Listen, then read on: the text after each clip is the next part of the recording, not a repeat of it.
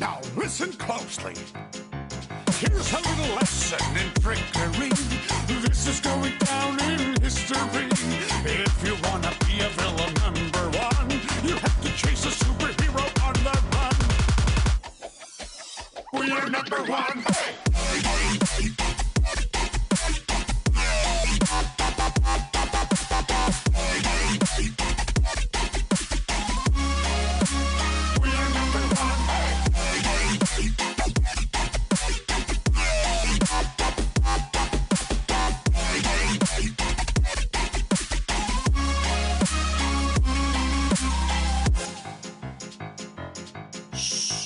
Don't touch that!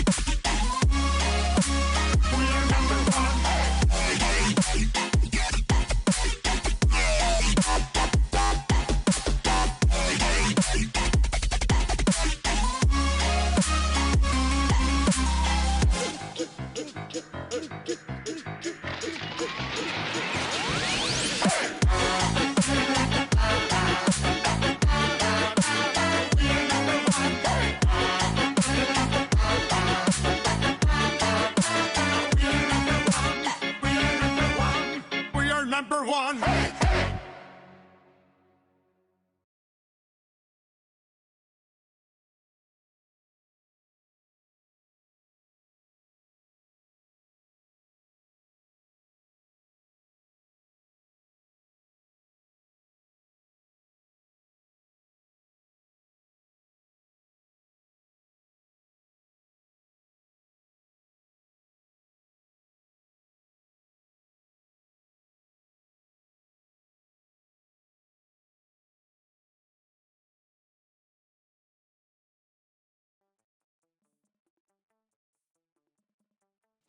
The full game is only an hour?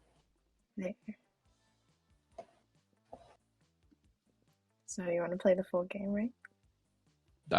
I'm down, yeah.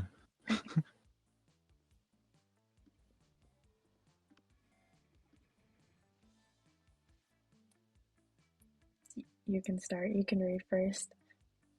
Alright. Spooky high school. The sweetest years of our lives. Back then, we were young and unafraid. Sometimes reckless, sometimes brilliant, sometimes just stupid, but always willing to live life to the fullest.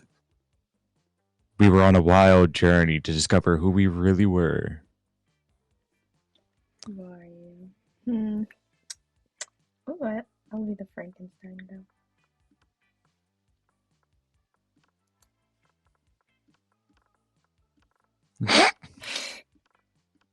There we go.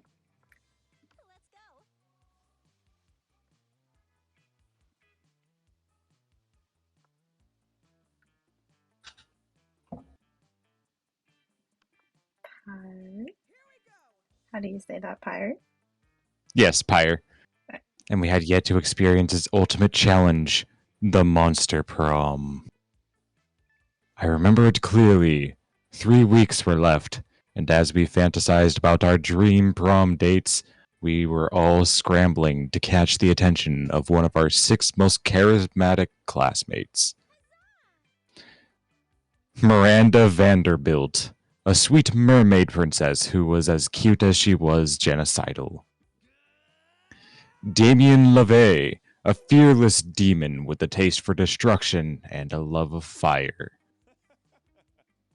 Scott Howell, a werewolf athlete who compensated for his rather small brain with a stupidly huge heart. Liam Delinecourt, a hipster vampire whose standoffish demeanor hid that he was truly a lovable dork. Polly Geist, a party ghost with an insatiable hunger for all the wrong things. And Vera Oberlin, a mean, self-made gorgon with a merciless sense of business. It was clear. It had to be one of them. But who? We only had 3 weeks to choose our prom date, and even more daunting, we only had 3 weeks to woo them and conquer their heart. But as I already said, we were young and unafraid, and we were ready to start. It's time for us to have a Razienda. Welcome to Monster Prom's stupidest pop quiz ever. All minds are rotten, but they are rotten in so many different ways. Worry no more, we're now using our PhD in bullshit to diagnose which kind of deviant sicko you are. Monster Prom's stupidest pop quiz ever, TM, will throw a bunch of absurd questions at you and turn your answers into your character's stats. This way, each of you will start by having stats that better reflect your true selves. Let's start.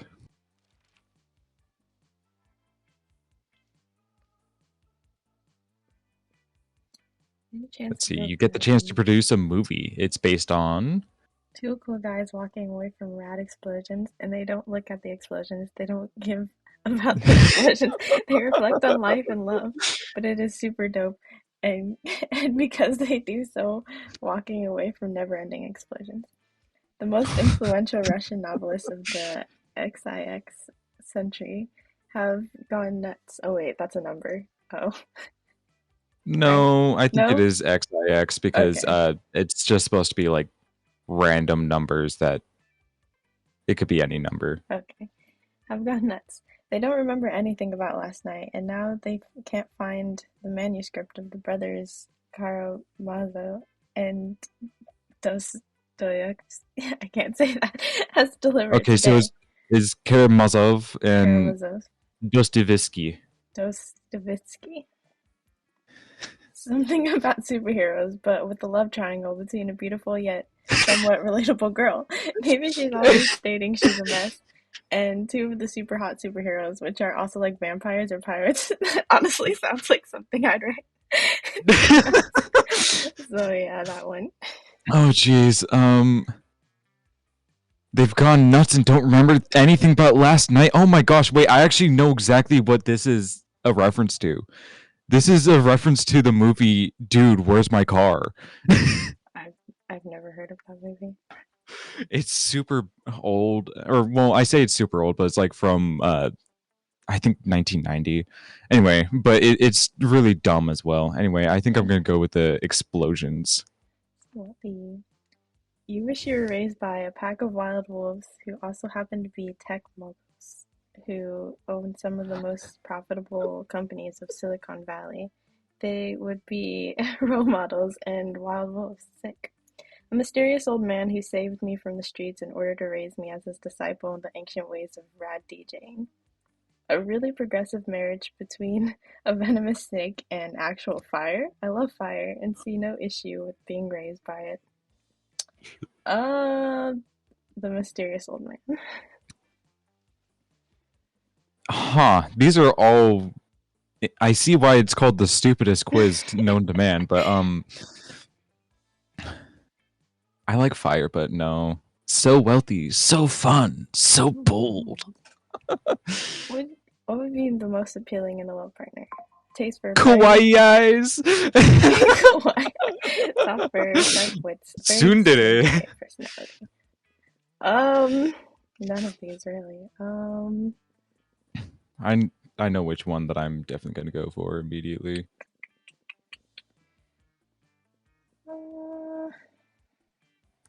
Damn. It's the one that I was going for as well.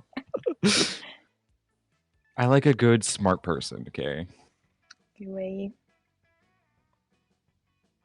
And now we load. That vampire will be mine. You can have him, it's fine. Let's see, where will I go? Oh wait, what happened to my mouse? It left. Oh no. Do we have to use our arrow keys, maybe? Do it? No. I had the mouse for a minute, but then it disappeared. Oh, there it is. Oh. Okay. I'm going. Seems like your highest stats are your smarts and money. Oh, I see him. What about you? I can't see mine. Mine's the sheet in the top right corner that's not on the screen. Yours is red? Yes. Boldness and money, then. I see. Yeah, I can. Oh. I'm going to class. The day you listen to your elders and learn valuable lessons. Sometimes after all the monster nonsense and the dating gimmick, you forget that attending class is supposed to be the primary activity at this high school. You gain +2 smarts. Nice. You see Liam talking to Miranda. Miranda looks confused and Liam looks frustrated. Uh-oh. Oh, do you want to be here? No. Okay. But I simply do not understand this art you are describing. You say that the art piece is a bathroom? No. For the 100th time, the art piece is the experience of going to the bathroom, thinking it's an art piece. The artist purposefully gave the room number of the bathroom as the room number for the exhibit, even though there was a whole room full of his paintings elsewhere in the building. It was revolutionary. It certainly seems very complicated. Personally, I prefer the exoplanet sculptures of the Atlantean Fifth Dynasty. You know, the man in the moon, the face on Mars, all of Pluto, art on such a grand scale. Bah! That is not art. That's populism at its worst. Well, I don't think that bathroom business sounds like art. But how are we supposed to discuss art if we can't even agree on what it is? Oh, if only someone would come along and provide a satisfying definition of art, I'd be so pleased. You've got this, no problem, it's so simple. Art is a method for making worthless things into very expensive things. Art isn't art unless it makes you feel bad feelings inside. What? Yes, both of these are wonderful. Okay, I guess this one. Oh, how true. Mars is just a bunch of sparsely populated red rock before Gilbert Grinston completed his masterpiece. After that, he was able to sell it to the Arcturians for a trillion doubloons. The Martians weren't happy about it, but you know what they say. Sometimes we must suffer for other people's art. That is last. That last bit is the only part of what you're saying that I agree with. So that's what happened to life on Mars. I'll just be the narrator. Okay. It should be no problem. You gained some new knowledge about the solar system, and also 2 smarts and 1 charm. Yay. Your turn. Pyre. Let's see. Yeah, I'm mostly bold and money. I guess I can.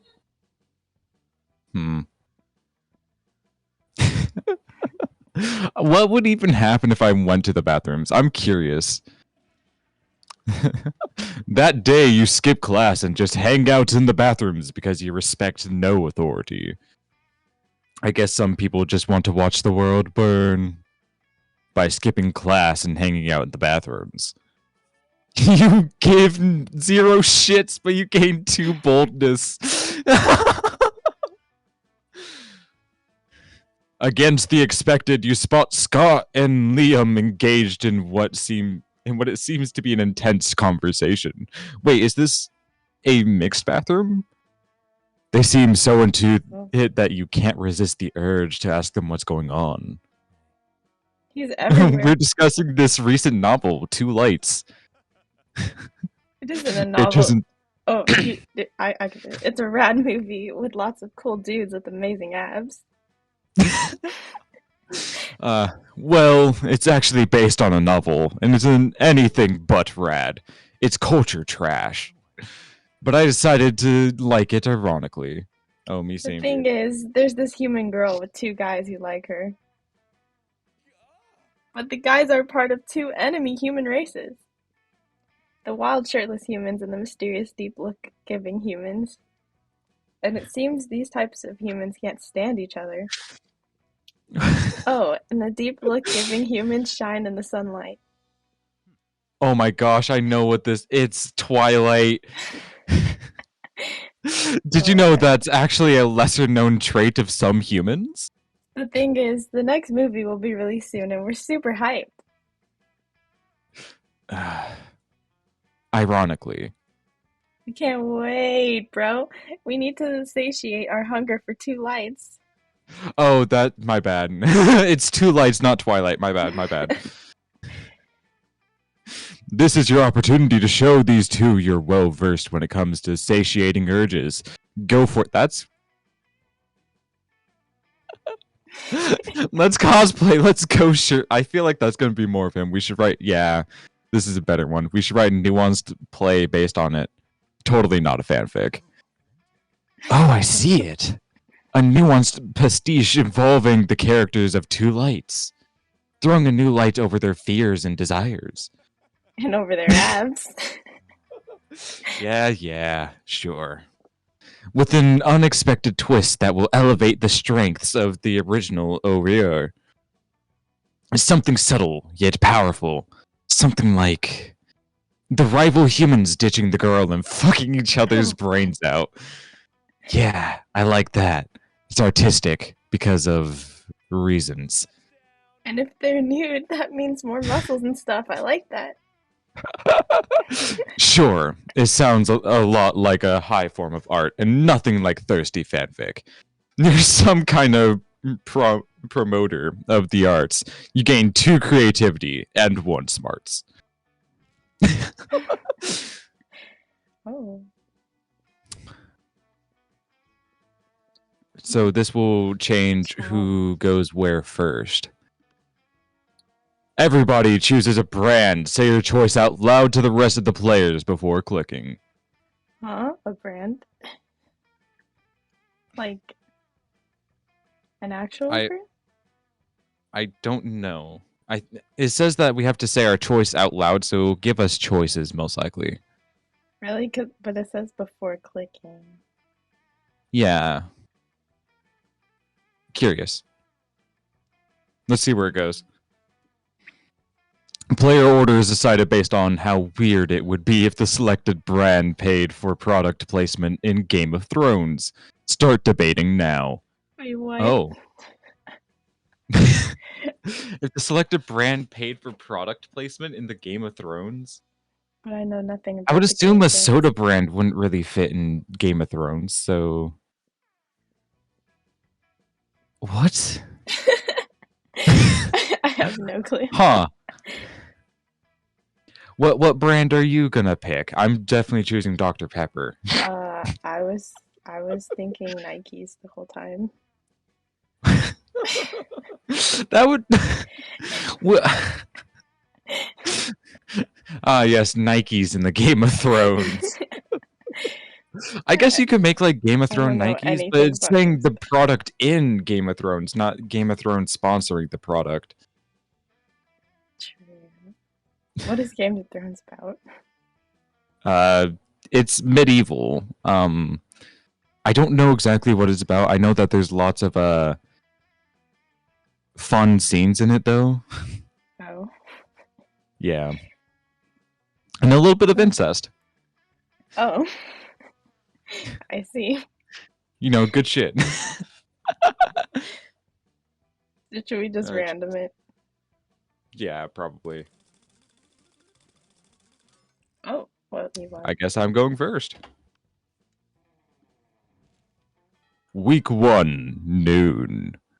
Oh, I see. Oh, so I get to choose what table I sit at?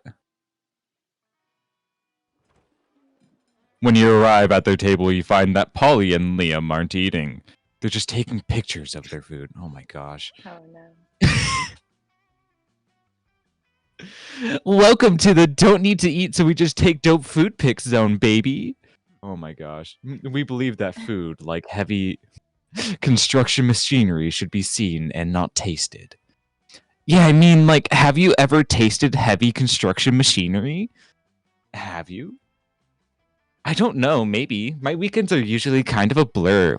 Like last Saturday, oh, she's a party girl. Okay. There will be plenty of time to chronicle your sexploits later, probably. Right now, we need to focus on these food pics. While Liam and Polly were busy bantering, you were busily arranging a dope food pic of your own. And now, to complete your masterpiece. A food pic, but instead of food, it's just a bottle of whiskey. that sounds so funny. A food pic of Liam taking a food pic, so meta. Oh my gosh. I kind of want the bottle of whiskey with ketchup on it because that's just hilarious. Oh my god, yes, I love liquid lunch. Wait, but you don't eat or drink. That's why I allowed you at my extremely cool food pic table. How do you even drink liquor?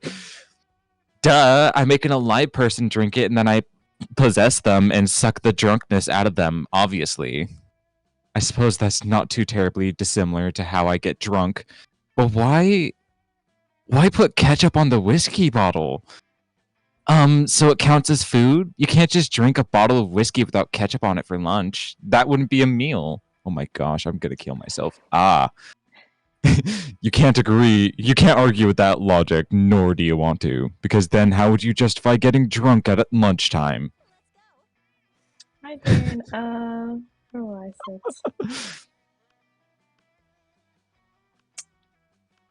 I'll sit over here.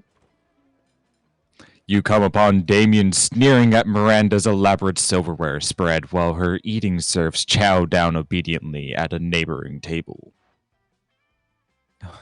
I still don't get why you collect all these stupid forks and spoons and shit.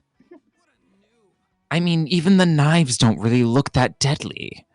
Silly boy, the silverware is not for killing. Things can be for stuff other than killing?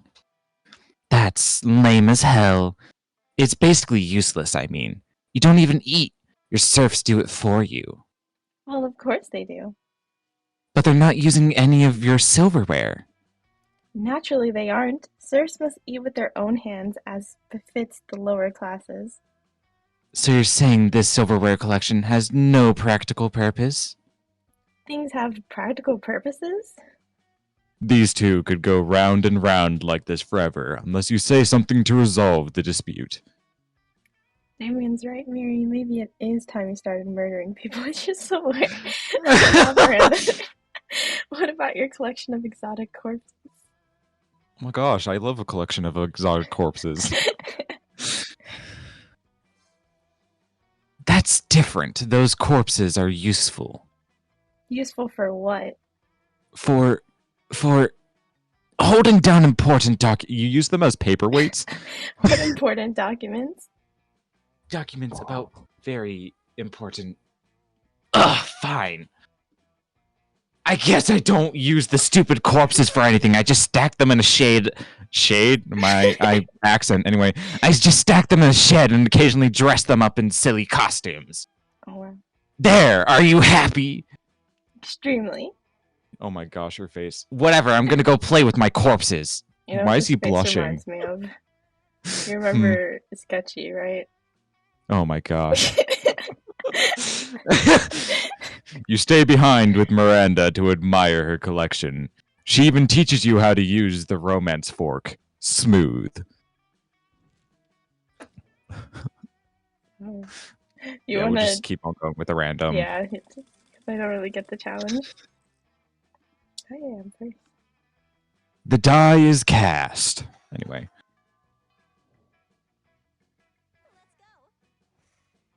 Alright, My cats are running around. this time I will go outdoors. Oh. That day during recess, you start a half-hour rave that goes full crazy. You have no idea how it escalates so much, but at one point there was like 300 people. Someone summons demons from a nightmare dimension. The consequences might distort the fabric of reality itself, but who cares? It's a rad party. I would never be at a party. You gain 2 fun.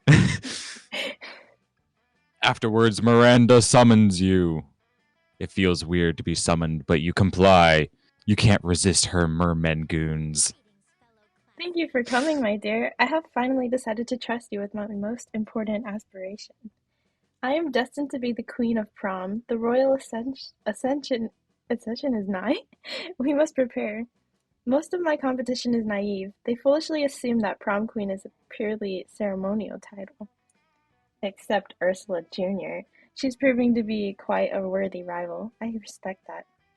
Which is why we must destroy her reputation immediately. Any thoughts? Oh, fart joke. Let's convince everyone that she Fart joke. Let's fart joke. You plant a claymore mine in the in the toilet. No point in doing anything half-assed. When Ursula enters the restroom, you quickly gather a crowd and put a glass against the door. The crowd explodes with laughter as Miranda's unfortunate rival is launched into the moon. Excellent. She can rule Alien High School as all she likes now. Also, I'm gonna start an alternative space program off my bucket list. Why? Why a claymore? Oh, you Right. wanted a fart pillow? You should have been more specific. You gain 2 boldness and 1 fun. Well, okay. That's so excessive for no reason. Why? I'm gonna go to the library. That day, you spend some time on the library's PCs managing your start kicker. Okay. You deceive lots of people with a sensationalist video and impossible promises. Nice. You gained plus 10,000 or 100,000 money, but almost everything goes to cover costs and you keep only plus 2 money. Damn. Later in the halls, you run into Polly and Liam, who seem to be talking about some kind of flyer. Oh gosh, Polly and Liam again? The flyers for an upcoming music festival, Howlapalooza. So, we agree on everything for Friday, right? Yeah, pretty much. And Saturday, we should totally go to Messer Chups and Imagine a Fucking Dragon. Sure, those bands are great. And then at 3 a.m., I want to check out that guy in the parking lot who just makes a cacophony for 2 hours. Ghosts are super into cacophonies, but at 3 a.m., I wanted to go to MC Griffin. I mean, it's a friggin' griffin that raps. It's the hottest shit right now, Liam. Is it bad I read about Nick Griffin? You know, the hottest shit right now isn't the criteria I use to pick the artist I want to see, right? A griffin that raps, Liam. My gosh, she's annoying. There should be a better way to decide this other than repeating our choices in a loud, annoying tone. But I love the loud, annoying tone thing. I know, still. Go ahead, don't be shy. You might have the ultimate trick for how to choose the best schedule for this music festival. The one who wins will get to see their artist live for an hour or two, but the one who loses will get to bitch about it until the end of time. Get into as much... I'm not even going to try and pronounce that as possible until some kind of spirit animal appears and shares its wisdom with you. Nah, fight to the death, dude. Oh, a solution that involves hating stuff in a very public way? Count me in. I mean, you're actually right. I'm already getting to see stuff I enjoy. So getting one hate-watching session would be healthy for my cred. Usually I can totally shit on stuff without really knowing a lot about it. Oh, you're a Redditor. Got it. But actually attending the concert, that's gonna the extra mile. Huh, so can we go to see MC Griffin? You bet, Polina. I'm going to practice my eye rolling and my sighing. Oh, sweetheart, you're a dork to the point you're actually lovable. Ah, classic Liam. You solved the situation with your knowledge of hipster culture. You gained +2 smarts and 1 charm. I don't even know what these stats do, I'm be real. That weekend, something happened to me. Potato. You You were were groom. grooming Oh wait, I forgot that. yourself in the bathroom. Then suddenly, Liam reveals himself in your shower. How long has he What? been in there? Don't vampires need to be invited into houses or something? So many questions. What? Ah, Potato, I noticed you in class the other day admiring my collection of slightly used vintage bottle cap sex toys. Is that what those were? Like, admiring was a strong word before, but now. I'm sure you've noticed that I have many strange and amazing hobbies, such as the average civilian could never hope to take on for sheer lack of creative talent. Trading fine insect legs, bottling peak toxic waste to turn into fine wines, generally being part of DIM culture. Do it myself, obviously. Truly, one of the greatest joys of embarking on a great romance is getting to share your obscure hobbies with one another. And I have been giving some thought to embarking on one such great romance with Pyre. It's you. It is me. But tell me, what of her hobbies? Will she have some great knowledge to share with me? Okay, sure, if you like bingo. Did you know that Pyre is the founder and head editor of Exotic Aquatics, the guide to breeding rare fish for agility competitions? Um, So, do you want him to like me or do you want him to hate me? um, I don't know. Which one would he not like, though? The choice is up to you. I will give no information. Do you like bingo? I don't often play bingo, no. Okay, I like bingo. Oh, Exotic Aquatics! Why, I read that every month! I guided my prize tortoise Tang Trixie through a tunnel maze based on did you those say teachings. tortoise? Turquoise Tang, my bad. It's fine. Yep, tortoise. Is that my phone? No, okay. You're the one in control. Oh, I sorry, I didn't know you were finished. No worries. I had no idea that was Pyre who was responsible for that. Damn. Truly, I cannot wait to hear more about her exotic aquatic prowess. Perhaps at prom? I'm helping you again. Yippee. Man, you sure hope that Pyre actually knows shit about fish. You say so many ridiculous things a day you cannot for the life of you keep track of which are true and which are lies.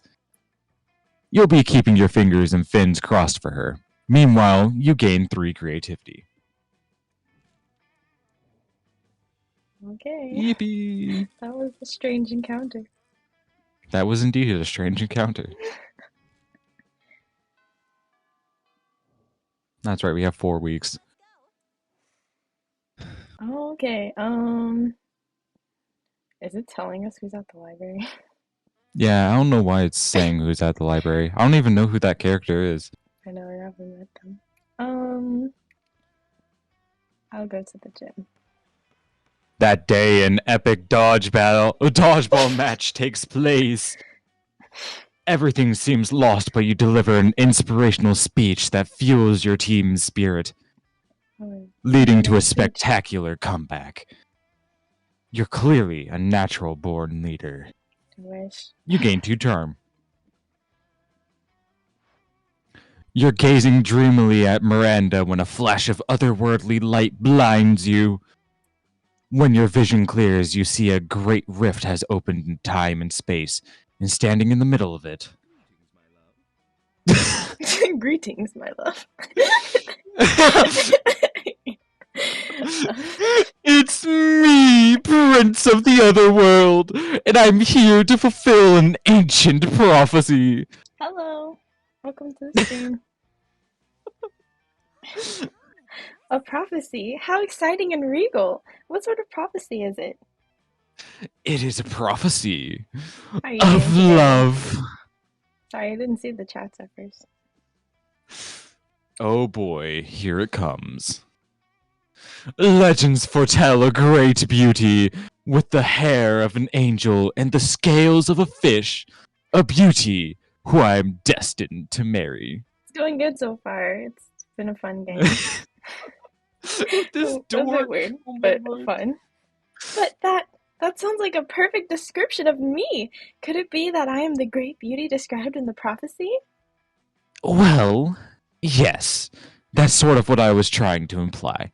Now come with me to my realm where we may plan a magnificent wedding. You can't tell him to get away with. You can't let him get away with this. But that prophecy is hard to argue with. The only argument you can think of is The hair of an angel. Ha! Clearly Miranda has the hair of a goddess. What about these fish scales I glued to this handful of angel hair pasta?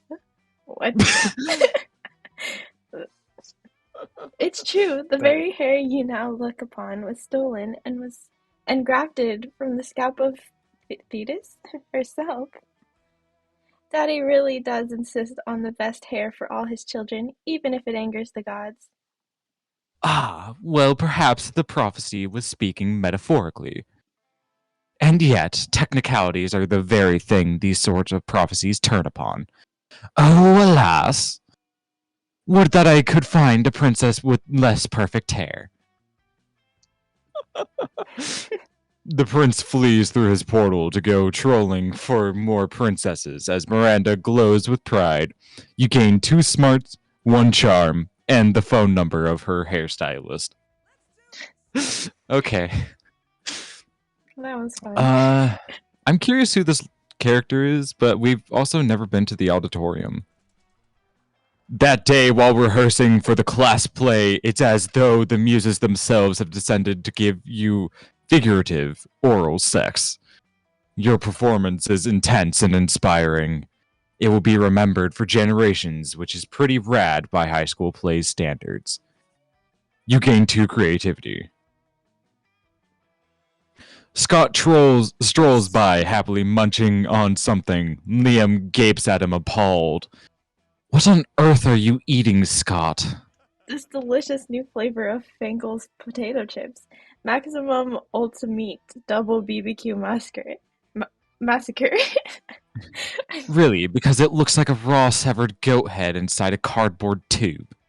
Oh, yeah, I guess it does.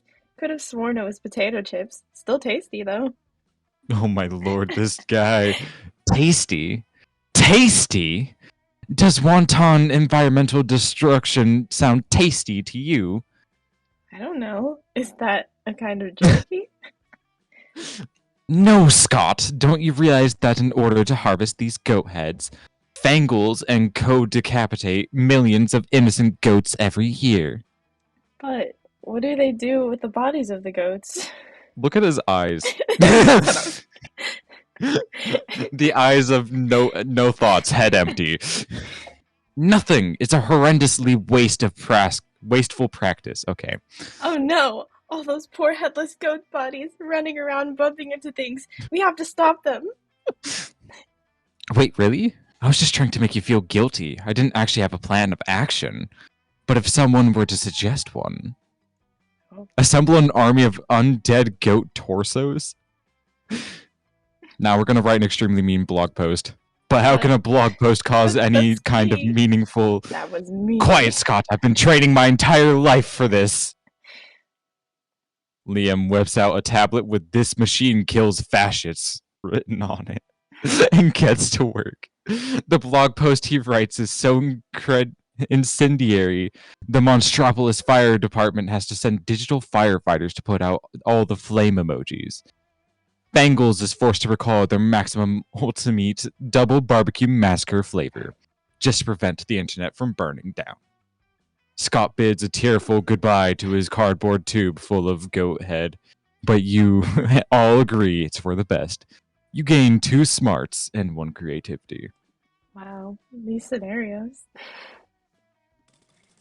That's such... I'm first.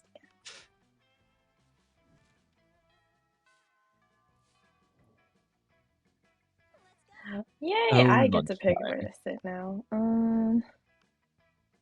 I still don't know who that cat lady is. Oh, there's also a tiger. I'm gonna sit here. You approach Scott and Polly's table to find them crouched. Crunch? Crouched? There we go, crouched. Behind a pile of jelly desserts plotting. Thank Broseph, you're here. Bro, come on, join our huddle. Maybe you're curious about our huge pile of jelly jam gelatinous dessert cups. Well, wonder no more. We're going for the jelly prize. Yeah, we're gonna win it. If we collect the foil cover of 100 jelly desserts, we will be the lucky winners of... One free jelly dessert. I'm not gonna do the girl scream. But right now we're stuck. We've only gotten 99. That means we need... One more, Scott. We need one more. We need one more. You'd give them your jelly dessert, but you already threw it at a bird person you hate. Guess you've gotta make a choice. Still the final jelly dessert from the jelly dessert factory. Make like a puppy, dog, and beg. All things are sweeter when achieved through pity. But isn't stealing wrong? I guess. No, Scott. That's a myth, like hangovers and the afterlife. But if the afterlife isn't real, why are you a ghost? Look at his eyes again! This man! You can see the steam coming from his ears. There's no time for metaphysics, Scott. We've got a heist to plan. No! Coach says stealing is wrong, unless you are stealing a ball, or a base, or victory from the jaws of defeat. Actually, it seems like sports is mostly about stealing. Well, that settles it. Time for stealing. One fake bus, one real woolly mammoth, and a brutal running gun battle later, you finally secure one illicit jelly cup. Which you, in turn, along with your 99 other jelly cups, for one free jelly cup. Scott is too upset by all the violence, so you split your free jelly cup I'm sorry. with Polly. Worth it. I think you know where I'm gonna sit down. Yeah. You approach Liam and Vera's table to find them thoughtfully tasting several glasses of wine. The school has literally no rules, apparently. Ah, wine, the most exclusive of beverages. Even a vampire such as myself cannot resist its class and allure. Do you know a lot about wine then? I'm having dinner with the King of France next week, and I could use some pointers. France doesn't have a king anymore. That's what the media wants you to think. So, do you know about wine or not? She's so sassy. Damn. Alas, in my centuries of living, I have only learned how to look good holding wine, not how to evaluate it. All I know is that I'm not drinking another glass of that one. Vera points at a bottle with Polly's toilet wine written on it in permanent marker. What I wouldn't give for an experienced sommelier to help us with judge. Okay, well, I can English to help us judge which wine is best. You know nothing about wine, but you're pretty sure most sommeliers just make stuff up anyway. You suavely recommend. Try the sangria. It pairs well with seafood and blood. Oh. The tannins in this robust Malbec are an elegant way to mask the taste of poison, perfect for diplomatic reasons. I like blood. You know, the pronounced sweetness and citrus flavors would go well with an unholy blood meal. I've always tried to pair Pinot Noir with blood, you know, because noir means dark, like my soul. Wow. And I always avoided sangria edgy. because the little bits of fruit in it made it seem inauthentic. I'm not edgy, hold on You a are second. edgy. But I suppose the clue is in the title, isn't it? This truly is a new dawn for sanguine cuisine. Well, not dawn per se, but let's say a new dusk.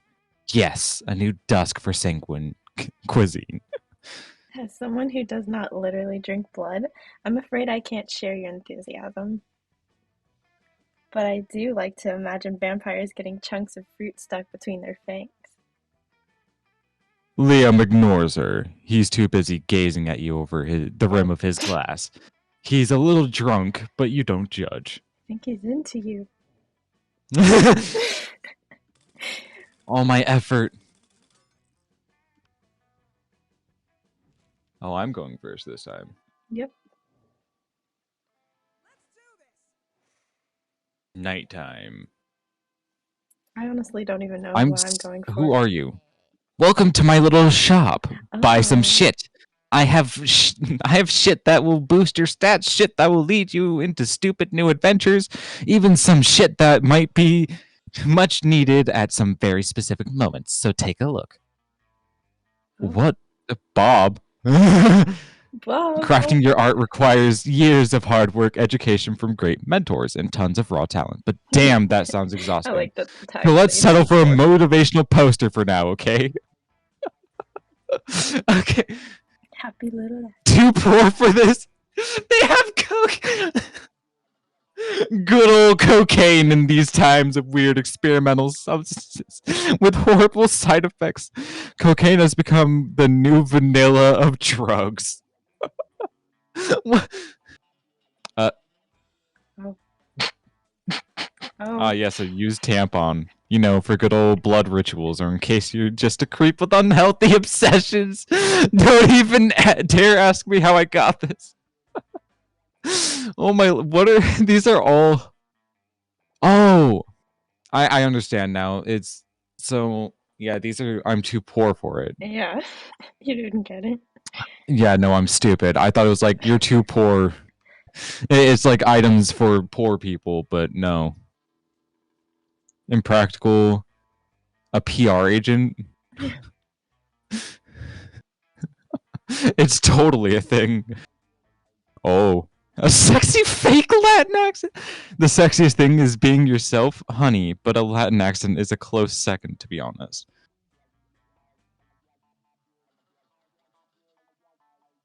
Love and death? No. See, I'm wise enough to know when a gift needs given. Okay, yeah, I'm gonna take... Yeah, we're taking Bob Ross, thank you. I kind of want. Oh, I can't visit the shop now. Let's see. Where haven't we been? The library. I went to the library and we flamed the chip company. We've been everywhere. Oh, yep. Okay. Mm-hmm. Then. No, I thought that was in the auditorium. No, that was when I did the play. Oh, wait, yeah, that was in the auditorium. Library. That day you spent some time on the library's PCs sending malicious spam emails in the hopes of stealing other people's money. It doesn't sound very nice, but who's really the one to blame if they respond to such a blatant scam? You lose you lose 10 karma, which isn't a stat in this game, so who cares? Oh, okay. You gain 2 money. I thought it was a stat for a minute. Somebody puts a sack over your head and throws you in a car. Oh. You drive for hours before they let you out and take the sack off.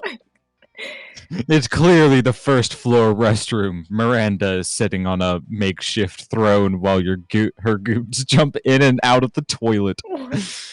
I'm glad you came. My prom queen campaign is moving on to the next stage. Your expertise is crucial for this part. Most of my inner circle are fish, hardly helpful unless genetically engineered beyond recognition. Speaking of which, I need you to help me sneak a 3-meter tall, heavily armed cod assassin named Tresca into the school. No reason, but if you're friends with that singing harlot Ariel, you'd best say your goodbyes. Do nothing. Every student. Monster, we need a diversion. Release the Kraken. What? I don't want to be a part of this. Or That wait, is so... I don't even know what I was doing. What? What? Oh, What? right. You're trying to sneak a giant-ass cod into the school. That is so true. As a matter of fact, I think we already have an enormous, heavily armed codfish at our school. Tresca can simply kill him and take his place. It's as father always says, you can't make an omelet without severe collateral damage. This is the sort of plan Tresca should have been able to come up with on his own. He's the assassin after all.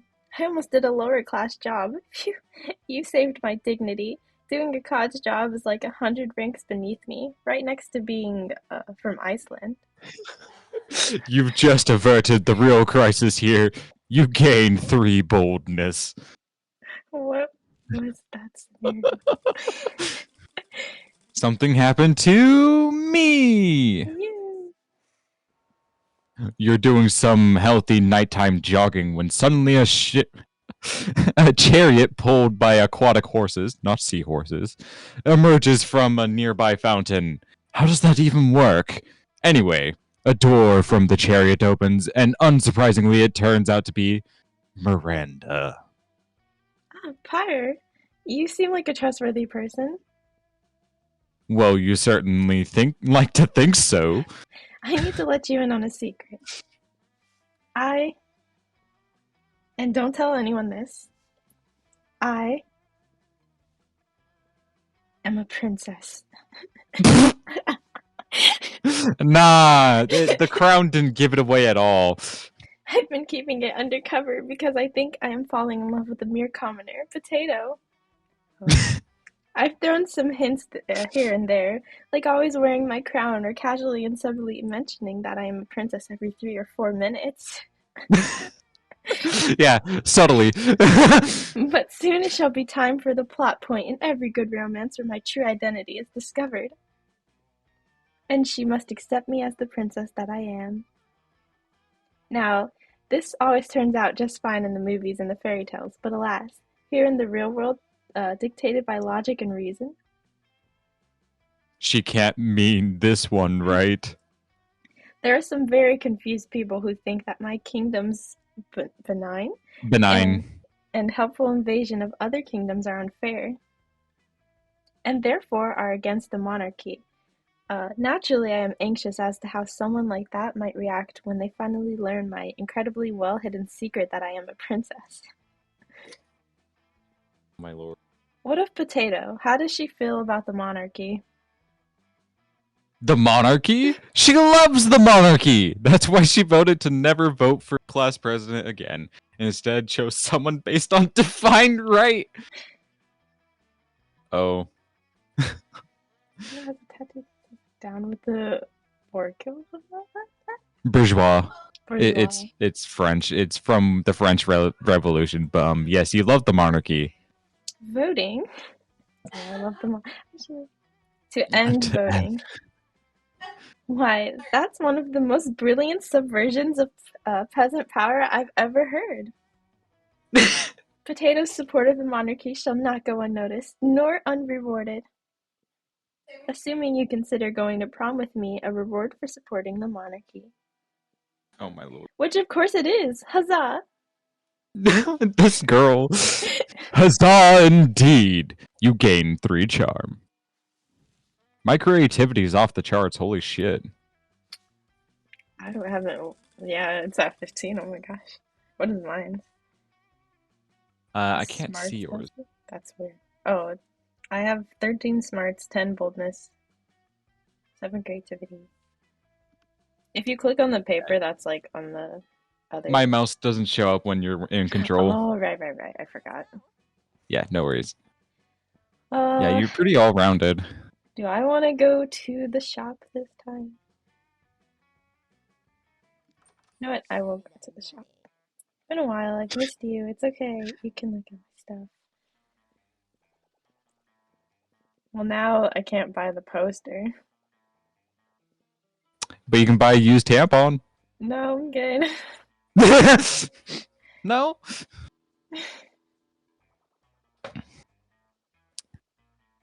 You should buy something for Miranda. What? A present? I don't know. What do you think Miranda would like? A present? Wait, that's $0? Because inside every person there's a potential self.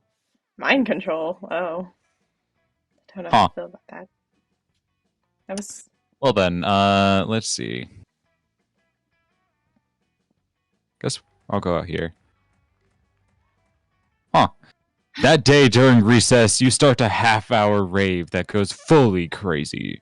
You're talking to Juan, the small magical Latino cat, when he tells you that you won't ever be as fun as Bob, the scary clown. You accept the challenge.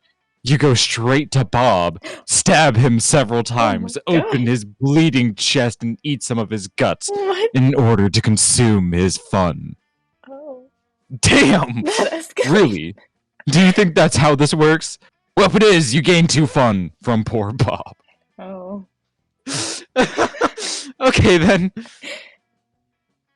You're casually reading the latest issue of Monster magazine when you are rudely interrupted. See, even Pyre, a sensible monster with a good head on her shoulders, and at least some plus smarts, is reading Monster magazine. Yeah, and that's bad because we're warriors, so we need to fight. Why am I always paired up with these two? They should just make out already. Anyway, moving on. Scott takes the magazine from you and punches it. Hooray! Let's go solve another of the world's major problems. No, Scott. We're social justice warriors. Hi, welcome You to see, the stream. Pyre, ever since our major success with the Fangles Goathead debacle, we've taken it upon ourselves to stand up against injustice. By punching magazines. No, Scott. As you no doubt noticed, Monster Magazine's sexiest monster alive this year's Count Victor von Musclebod. Okay. The werewolf prince bodybuild. I would not have expected to be a werewolf. I would have thought it's a vampire. Yeah, me too. That makes him the 5th royal werewolf bodybuilder in a row to earn the title. What about those of us with lean physiques?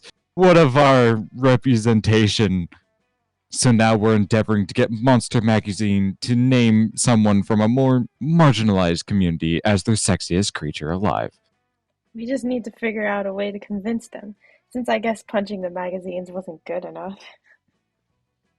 Psh, that's easy. All you need to do to solve everyone's body image issues forever is lean heavily into the warrior part, storm Monster Magazine, and hold the editor-in-chief captive until he promises to stop exclusively promoting one aesthetic as the pinnacle of monsters. Violence.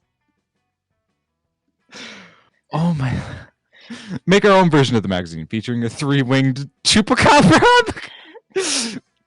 What a brilliant idea! 3-winged chupacabras are definitely underversed population. I'm just playing Monster Prom. Oh, right, hello. that's me. I'm sorry. I've played sport games against someone exactly like that, and he's always wanted to be a model, but never thought anyone would want to do pictures of him. Now he can. You can, and you do. You do all the pictures and make a mock-up of your own Monster Magazine. It all goes hella viral, and before long it's becoming more celebrated than the actual Monster Magazine. Pretty soon after, you get a letter from the editor-in-chief officially admitting defeat in the face of your superiority and relinquishing his magazine and headquarters to you. Sweet. Now you have a magazine, which instantly brings you 3 money. Hey, I know you were about to move on to your next misadventure, but I just want to say really quickly. Are these the fates? As pretty much the only girls in the school shaped differently from the rest of our classmates, it was really nice to see a 3-winged chupacabra. They celebrated over a royal werewolf bodybuilder. It gives us hope too, you know? Yeah, I'm seeing chat. Oh, can you hear me? That was actually really sweet. Is the audio The good? Coven is so much cooler I said, when they're not babbling on I'm about doing that good. end How of the about you? world bullshit. Hopefully It's the way more fun audio to is interact with your good. classmates when they're complimenting you instead.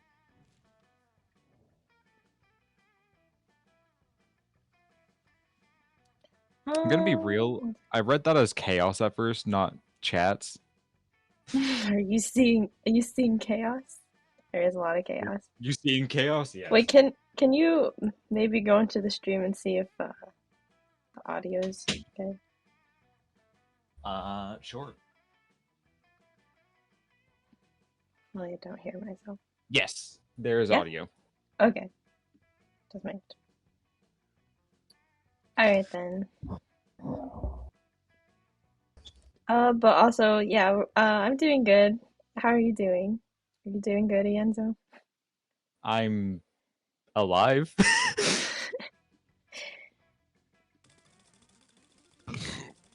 Got my Dr. Pepper.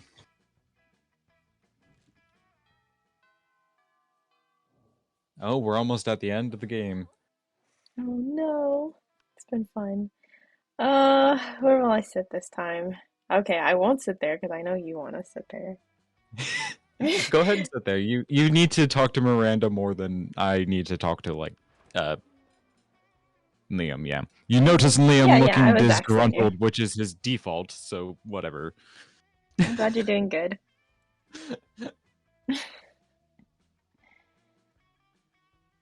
It's you, But it Ian. seems like Miranda is pretty upset too.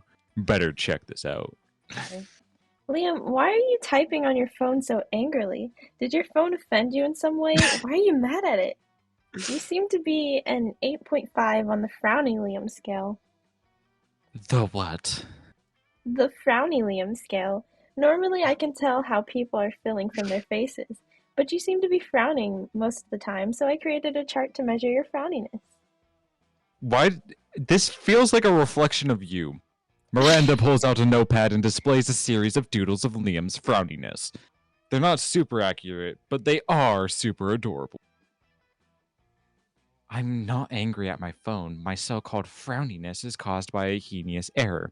I specifically asked that my creature's creme brulee, my creature creme brulee be extra crispy, so it truly popped with my hashtag massacre momentagram filter. I swear, this guy. Instead, they burnt it to a crisp, rendering it unphotographable. Monsters deserve to know what they're getting into if they choose to eat at this cafeteria, so they can choose to take their business to a different establishment, and so I'm writing a scathing Yelp review. Liam, you can't do that. If they shut the cafeteria down, the school kitchen staff will lose their jobs. Did you know that peasants have to do labor to make living wages? They don't simply have an unlimited store of gold. I was shocked when I first found out. Of course you were. If the kitchen staff wanted to earn their wages, they should have been better at their jobs. I'm simply the merchant of truth. No, you're the merchant of poop.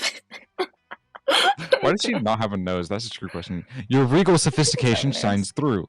Look, ask Potato. Her taste may tend toward the mainstream, but surely she can see the subpar cafeteria must be exposed. Don't be ridiculous. Potato is surely more compassionate than that and would gladly help me save the cafeteria again. Again? Gosh, it's hard to keep track of your misadventures at this shit show of a school. Still, you'll help if you can.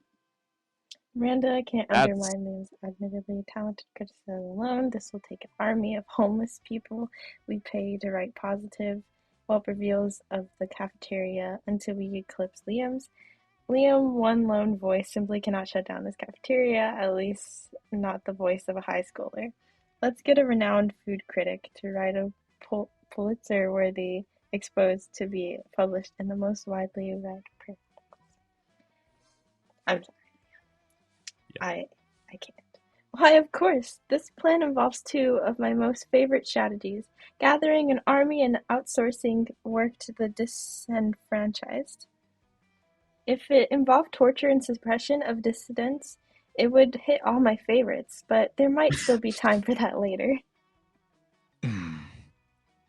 I don't even know. I don't even have a response to this. You go to the vast homeless population who wander the woods near the school, don't ask, and convince them to the cafeteria is a trendy new restaurant that sells food for the most valuable currency of all. Positive Yelp reviews. Turns out the people are pretty gullible when they're starving, so they flock to the cafeteria in droves and start writing spectacular reviews on their phones.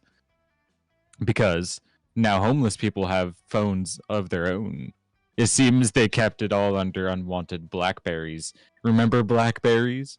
Yeah, me neither. Miranda Vanderbeek says Principal Giant Spider bursting into... Oh my god, the principal oh, of my the bad. spider. Miranda Vanderbilt says Principal Giant Spider bursting into the cafeteria with 8-legged Pinnock. Stop bringing droves of homeless people into our cafeteria. But Principal Giant Spider, it was absolutely vital to the vitality of this school. You said that the last 5 times! You can't solve all your problems by manipulating homeless people. Notorious PGS storms out, but Miranda looks perfectly chipper.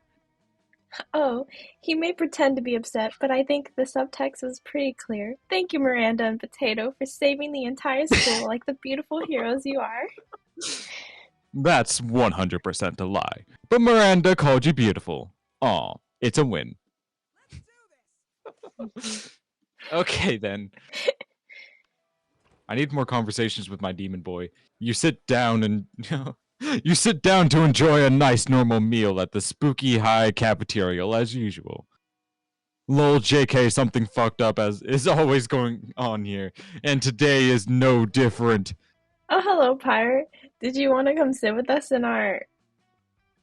Imaginary friend. No one else is here. Their imaginary friend roars and the whole cafeteria shakes. Okay, Pyre, you have some smarts. You're probably going to figure this out pretty quickly.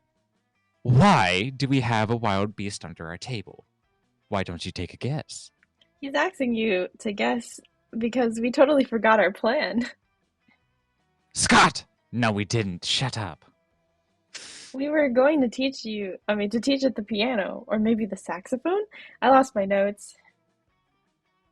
No worries, no notes needed. You know exactly what they should do with this wild beast. Should be the new school mascot, put him in the sports jersey and let's rock. Go team! No, it's obvious you brought such a beast to the kitchen to turn it into the next Monster Chef champion, so you can split the big Monster Chef cash prize. What a kick-ass idea. Which was obviously ours. You're right, that was our idea. Hooray! We're geniuses. He's an idiot. We love him. And though. I have just what we need here. Training montage music. Oh my gosh. Suddenly you start hearing a training montage in which the 3 of you try to teach cooking to the wild beast.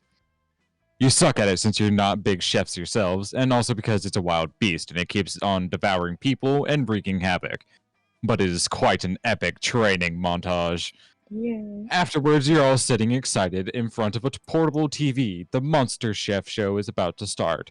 You're holding cute supportive signs and even got yourself a custom-made t-shirt of the wild beast. Whoa, this is the big day. Also, how is it that we trained the wild beast and it's now on the show if it's still noon and the cafeteria time hasn't even ended? When you break the 4th wall. Shh, Scott. Time works in mysterious ways when it comes to training montages. For real. Okay, boys, I only hope it isn't a souffle challenge. We know the wild beast isn't good at souffles. The wild beast isn't good at anything aside from devouring people and wreaking havoc. You quietly watch the show. The challenge is Beef Wellington. Fuck yeah, new souffle. Not so surprisingly, once the challenge begins, the wild beast just starts to devour the other contestants and destroys the show's set. You see the judges screaming, "Who the fuck let a wild beast enter the competition?" The wild beast is disqualified. Well, I guess that's it. We might not have won the cash prize, but we won the most valuable of all prizes. The prize of laughing at our wild beast fucking up everything in the Monster Chef set, which is a memory we will cherish forever. Is Damien ready to cherish memories that include you? Wowee. Oh, wow. Okay. You first.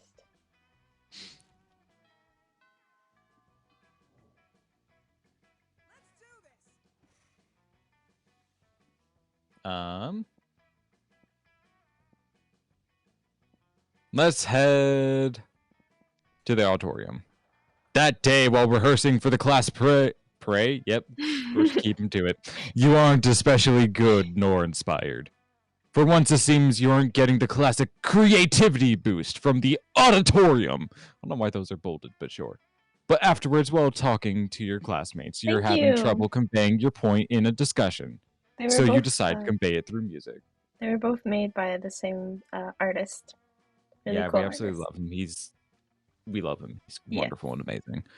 You start singing, and suddenly everyone else joins you in a kick-ass musical number. It's so amazing that the people with whom you were arguing totally get your point and change their minds once the song is over. What the musical? You gain +2 creativity.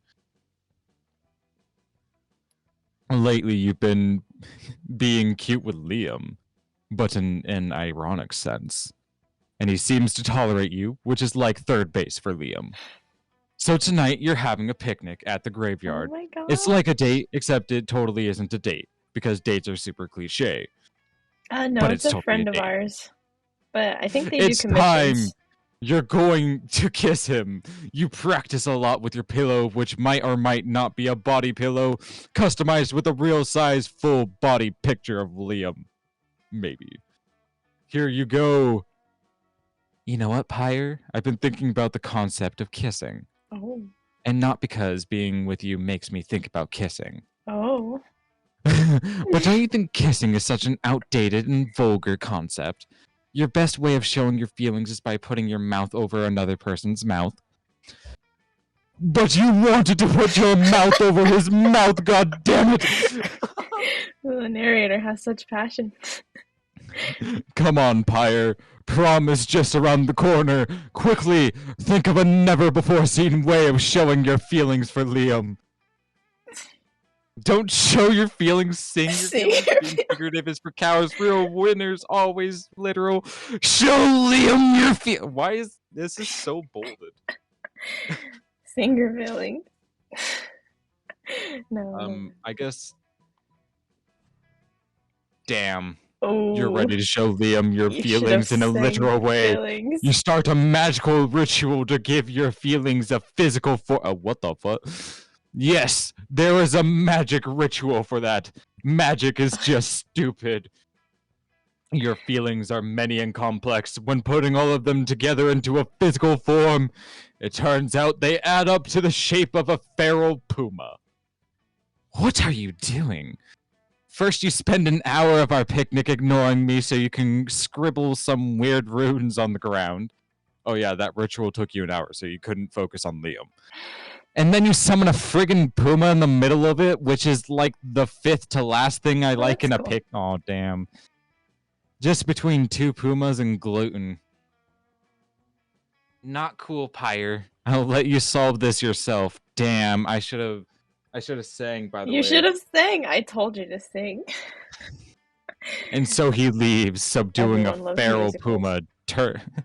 Subduing a feral puma turns out to be not an easy task. It Ugh. rips 2 smarts and 1 fun off of you. Ugh, And it you hurts messed big up. time. You messed up. Damn. Also, that's cool. VTuber artists are cool. Yes, they are. I still need to make my model. Let's see. Where did Damn, I go today? was really hitting it. You It was going messed so up well. so much. Singing is always the option. I forgot he's a nerd.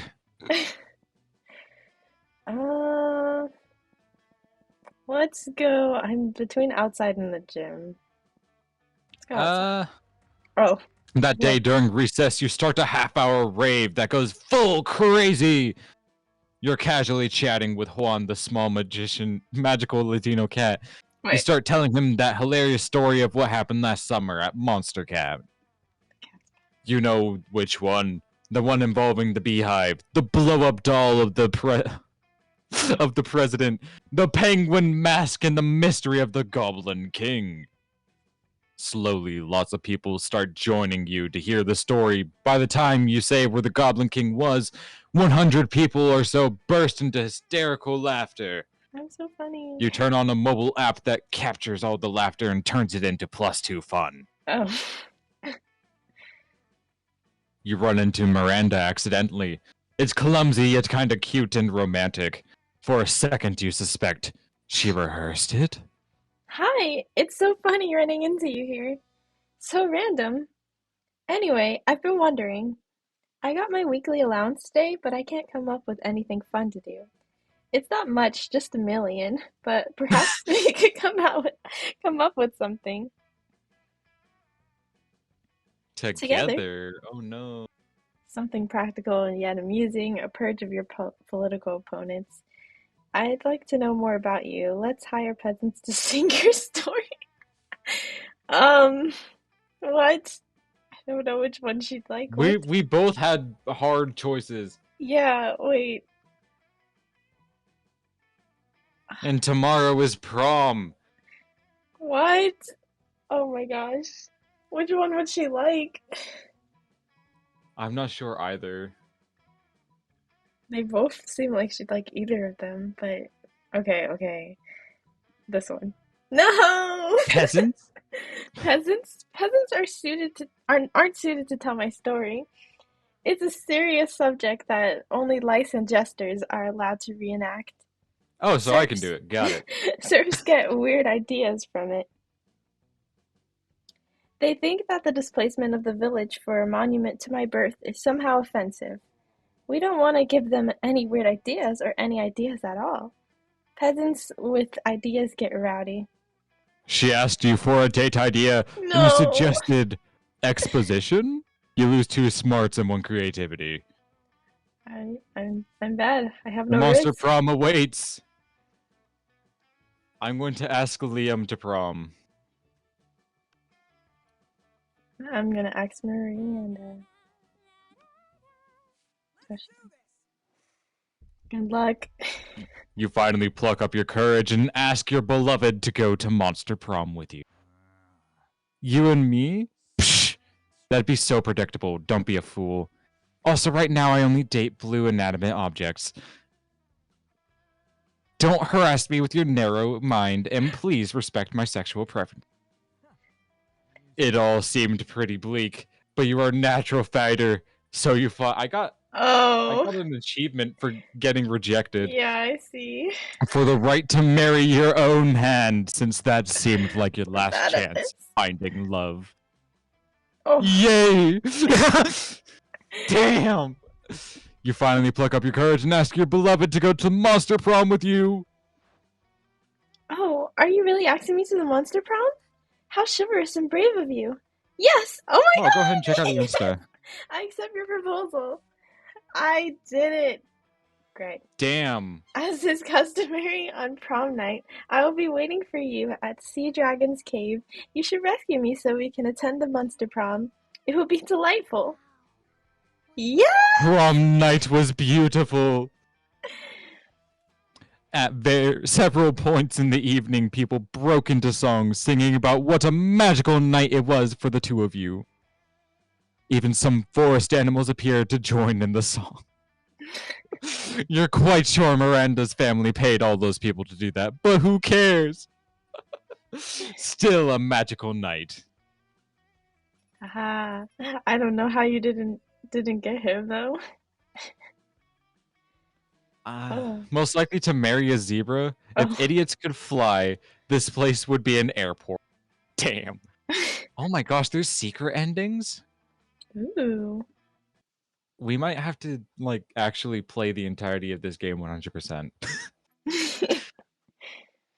Those 3 weeks were maybe There's an ending scene. I didn't even notice. Those 3 weeks were maybe the most epic and absurd weeks of our lives. After the monster prom, we kept on living our lives, falling in love, battling for friendship, and learning about who we were and who we could be. And you know what?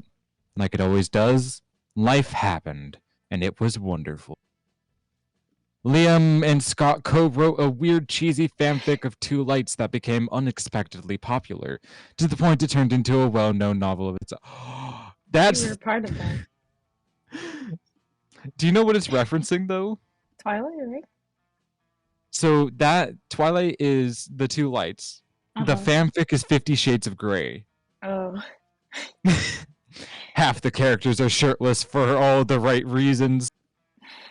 Miranda started a non-profit to help countries without a monarchy, because all countries should have the right to be graciously ruled by the Mer Kingdom. Damien loved fire to the very end. Unfortunately, that wasn't a super legal affair, and he ended up in prison for arson. Fortunately, prison was flammable. For those 3 weeks, the monster prom seemed larger than life, and then it was gone, just like that. The battle for Monster Prom might have ended then, but there were plenty of battles left in that war called youth. And once again, we were young and unafraid, and we were ready to start. Yay! So, are you feeling dissatisfied? That was super fun. That was super fun.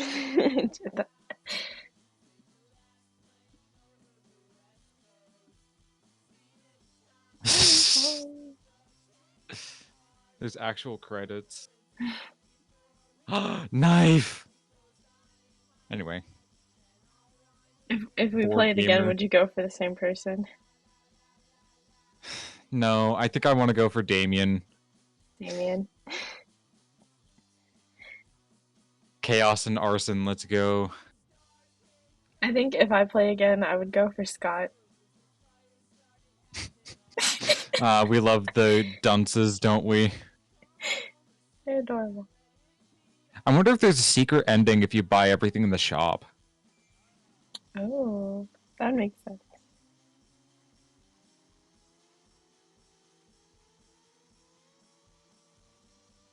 What is happening with the music?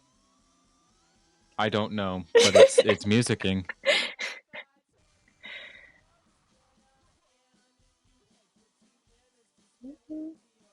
And it wasn't lying. That did take us about an hour. Actually, it took us an hour and a half, but Yeah.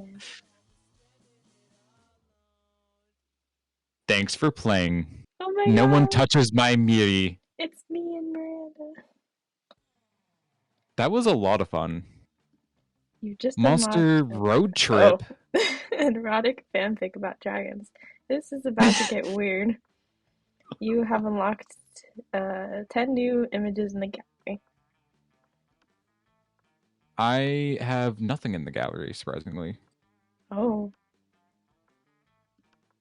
I have a lot of interactions. I have one with Miranda, one with the guy that you were talking with, Ah, there we go. the end credits. I have some of the more art. Oh, yep. Congratulations. You have been chosen. I have a picture of you scamming people. Me? Yes. Me scamming Oh. Yeah. Do I have any of Oh gosh, you? wait, there's a fan art section for this game? That's amazing. Monster Sonas? Oh, there's so many characters. I know, I saw. I was like, whoa, there's way more characters than I thought. Oh my gosh, I like the TV guy. It's so cute.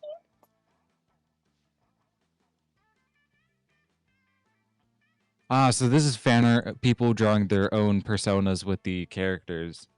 That's nice.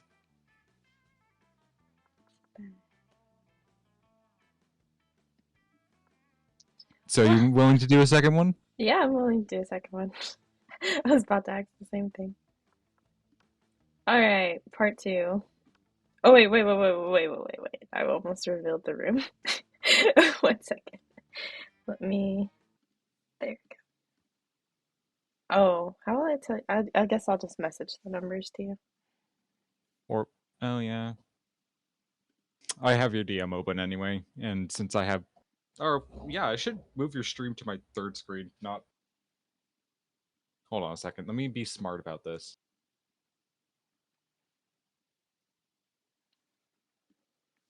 Alright, there we go. This time, should we be 2 characters or no? I was going to be 2 characters simply because it sounded like fun. Yeah, also, why isn't my name popping up? Oh, well. Player 1 and Player 4. That's me now. We can probably skip the intro as well. Yeah. Is there a way to? Just click, escape. I think. Ah. Wait. Am I not? Okay. I'll be this guy. What should I name him? Actually, I like the name Oz. I kind of want to be her again. I think I will. And she remains Potato. Oh wait, I forgot to put the screen back on. You can also use your actual keyboard to type it out. Really? Oh, Huh? that would have been good to know. Let's see. What would be a good name for a Frankenstein? Um, I guess. Victor. Yeah. And I have to think of another name for her. I'll just. Vin. Oh. Yippee! Give it again. And we had yet to experience its ultimate challenge, the Monster Prom. I remember it clearly. 3 weeks were left, and as we fantasized about our dream prom dates, we were all scrambling to catch the attention of one of our 6 most charismatic classmates. Yeah, we already know all the characters. Yeah, But I'll just. who are you planning to go for this time? Like both Okay. I characters. know Scott for one. What about the second one? I don't know. I have to think about it. Yippee! Pop quiz time.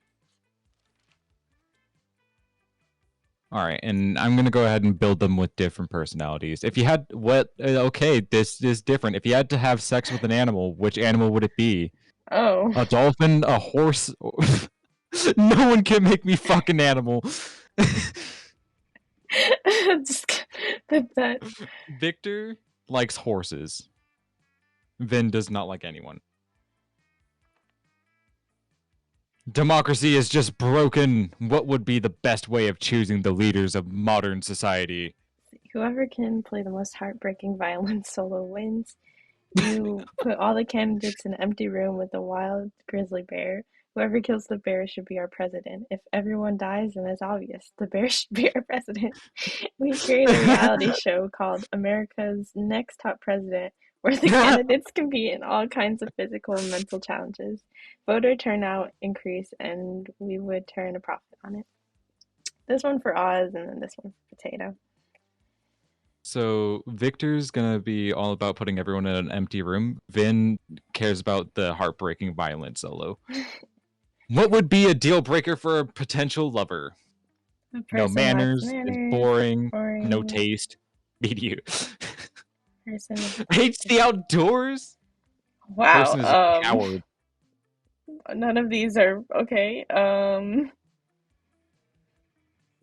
guess this one's fine. And then for her, maybe no. So Victor doesn't like people without taste, and Vin doesn't like people who are boring. Oh my gosh, how did I manage to get him a second time? All right, where do I want to go? Bathroom. That day you skip class. Oh, look at his hair. Anyway, and just hang out in the bathrooms because you respect no authority. I guess some people just want to watch the world burn. By skipping class and hanging out in the bathrooms, you give 0 shits and gain 2 boldness. After you're counting and recounting your money, hoping to find your extra dollar, when suddenly... Oh, hey, look who it is. Hey, Oz, look here. Look what I have. Isn't it shiny? Scott holds aloft a roll of duct tape, which you concede is indeed shiny. Listen, I'm not saying that we tied up Crazy Martin, the werebear janitor. I'm just saying this tape is crazy strong. And if you wanted to wreak some havoc on the school, Crazy Martin might be a little bit tied up. Thank the triple goddess we spent months tracking that. Our thing, it's so cool, right? We have a thing and it's our thing and it's the best thing and it's ours. You fools! That's the duct tape of retribution. It's the only adhesive that can hold Baltasaur, the destroyer, whom we must detain in order to save the world. Where do these girls keep coming from? Disappeared. Oh, well, saving the world is good. I just liked it because it was a cool, shiny thing. You can have it. No, wait, Scott! They're probably just making that shit up because they want to take the cool thing from us. Balthazar the Destroyer? Obviously fake. Why would I have never heard of him? We have a 3 hour long we had a 3 hour long lecture on Balthasar the Destroyer in homeroom yesterday. You're right, Damien. They must be lying. I think we would have remembered that. You were at sports practice and Damien was asleep at his desk.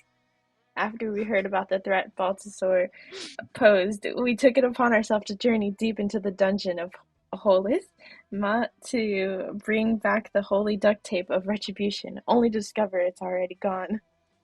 Oh, the dangers of Holisma. That's where we were. We took a wrong turn on our way to English courses and got totally lost. Somehow we were in some kind of maze. Anyway, we saw that sick tape and thought we might as well take it. And now it's fucking ours! And you can't have Ugh, it. could you be any more oblivious? Hand over the duct tape, or we'll be forced to use force to take it by force. Yikes, looks like this situation is getting out of control. You'd better step in before someone, or some duct tape, gets hurt. Don't worry, Damien. You can keep the duct tape of retribution for your nefarious purposes.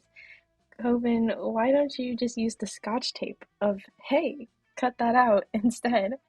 Scott, you don't really care about the duct tape, right?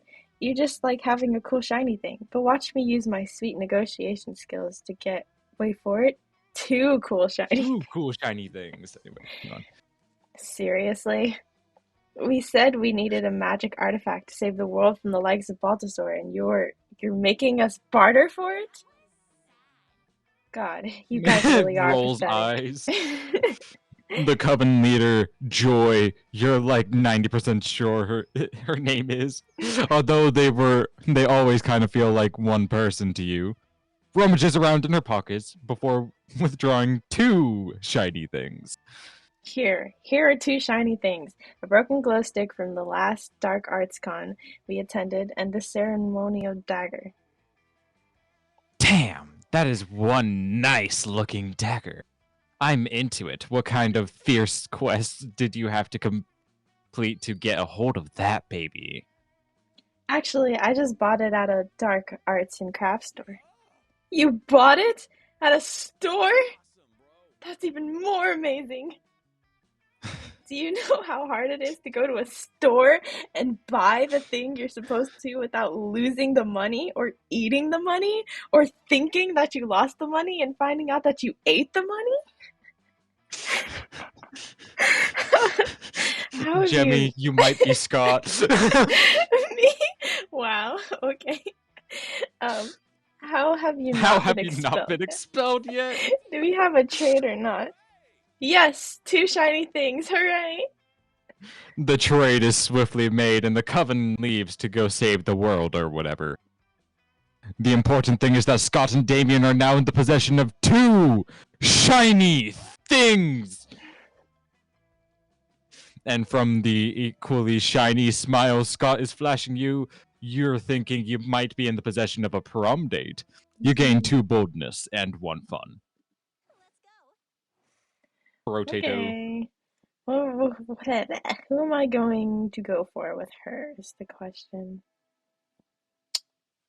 Let's start in the gym. That day, an epic dodgeball match takes place. Everything seems lost, but you deliver an inspirational speech that fuels your team's spirit, leading to a spectacular comeback. You're clearly a natural-born leader. You gain 2 charm. Yay. You notice Damien and Liam arguing as intensely as they are stupidly. I don't want Liam. You're not unique. I'm fucking unique. Ha, as you wish. I'm unique like a snowflake made of flash-frozen tears. Well, I'm unique like a snowflake made of flash-frozen fuck you! I'm so unique I eat garlic with every meal. Big deal. I'm so unique I've got a tattoo with the baby Jesus on my ass. Enzo, come get both of your men. I don't want either. Yawn, I'm so unique, I let my victims suck my blood. Weak, I'm so unique, I go to church every Sunday. Hey, I'd do that too if I wasn't allergic.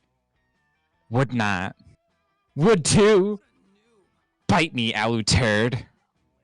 Don't tempt me, Mephistopheles loser. This could go on forever, and if it does, you'll never get to smooch either of them. It's up to you to put an end to this debate once and for all. I guess she's going for Liam. You suggest they decide the issue by Boo. tomb robbery? Which one would Liam? This one, right? Yeah. Because a brilliant idea. I'm surprised I didn't think of it sooner. Damien, how many Momentgram followers do you have? Momentgram followers? You mean number of people I punched? I do not. Fuck! As Liam proceeds to embarrass Damien with his Momentgram stats, the skinny vampire shoots you a silent look of thanks. Ew. Congratulations on finally figuring out a legitimate use of Momentgram. You gain +2 creativity and +1 charm. I don't like him. Okay then. Let's see. Victor. He's an idiot. Got it. He has no charm or creativity. Got it. So he's gonna go have fun. That day during recess, you start a half-hour rave that goes crazy. You have no idea how it escalates so much, but at one point there are like 300 people. Someone summons demons from a nightmare dimension. The consequences might distort the fabric of reality itself, but who cares? It's a rad party. You gain +2 fun. You spy Vera and Liam engaged in their favorite pastime, a variation of people watching called monster judging. Ugh, do you see what she's wearing? I'm her. Newsflash. Oh, wait, yeah, that's right. Do you see what she's wearing? Newsflash, lime green stripper boots do not go with chupacabra fur. At least she made a choice. I've already seen 6 people wearing the same Air Gorgon sneakers. We really are the lucky ones, Liam. Most people are just absolutely hideous. But even their hideousness is mediocre. Most people are hideous, but I have yet to see one who is the most hideous. I wonder that such an abomination would even look like. You can have him. You can have Liam. I'm good. A toned body, symmetrical face, nice features, because traditional beauty standards are hideously mainstream. The true hideousness is on the inside, in your organs. A person with their organs on their outside would be the most hideous. I don't even know which one is which. We'll go with this one. Okay, sure. Okay. But do you know what else organs are besides hideous? Expensive. Oh. A person with their organs on the outside world basically be a walking, or outside would basically be a walking bank account. The majority of a vampire's internal organs are decorative anyway, so I can find this concept immensely uninteresting. Uninteresting? When we're talking about a potential gold mine? Why, if we could engineer people who grew organs on the outside, they'd be like living, screaming money trees.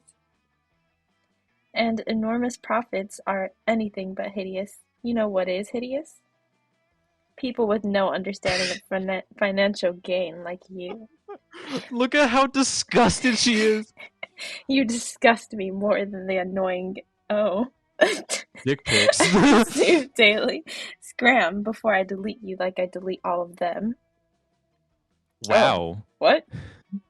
Well, that got pretty ugly. You lose 2 smarts and 1 creativity. How'd you still get a heart from her? Okay, then. Yeah, we're gonna go into her boldness. That day while rehearsing for the class play, it's as though the muses themselves have descended to give you oral sex. Your performance is intense and inspiring. It will be remembered for generations, which is pretty rad by high school play standard. You gain 2 creativity. Later that night, you're out bar hopping with the two hippest monsters you know, Liam and Polly. Oh my gosh, get him away from me. The evening comes to a Take grinding Liam. halt when you're denied admission to a club, thus named for the giant club carried by the bouncer. Damn. Who is currently denying you entry. How unsatisfactory. My modus operandi is to be the instigator of exclusivity, not the victim of it. Don't worry, I got this. Hey there, handsome. Interested in some hot ghoul on ghoul action? The bouncer snorts. I can see right through you, Casperina. Move along. Ugh. Who does that douchebag think he is? Keeping us out of the club like it's his job or something. Both Polly and Liam look at you expectantly. Now is your chance to save the night. Incite a revolution! Nah. Oh. I guess she's going for Polly. Start a better party right here. A naked party. Skinny dipping. You take off your shirt and begin swinging it above your head, making siren noises like a sexy ambulance. Immediately, the crowd's attention is captivated.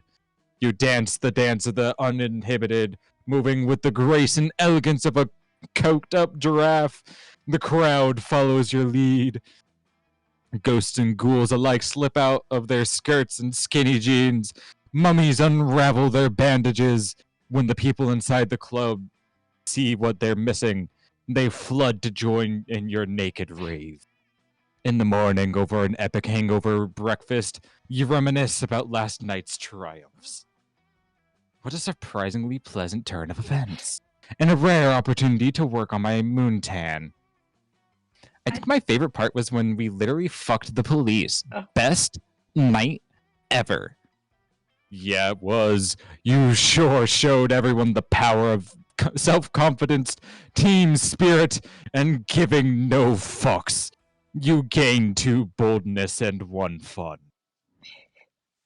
Okay then. That indeed happened. Yay, I'm first.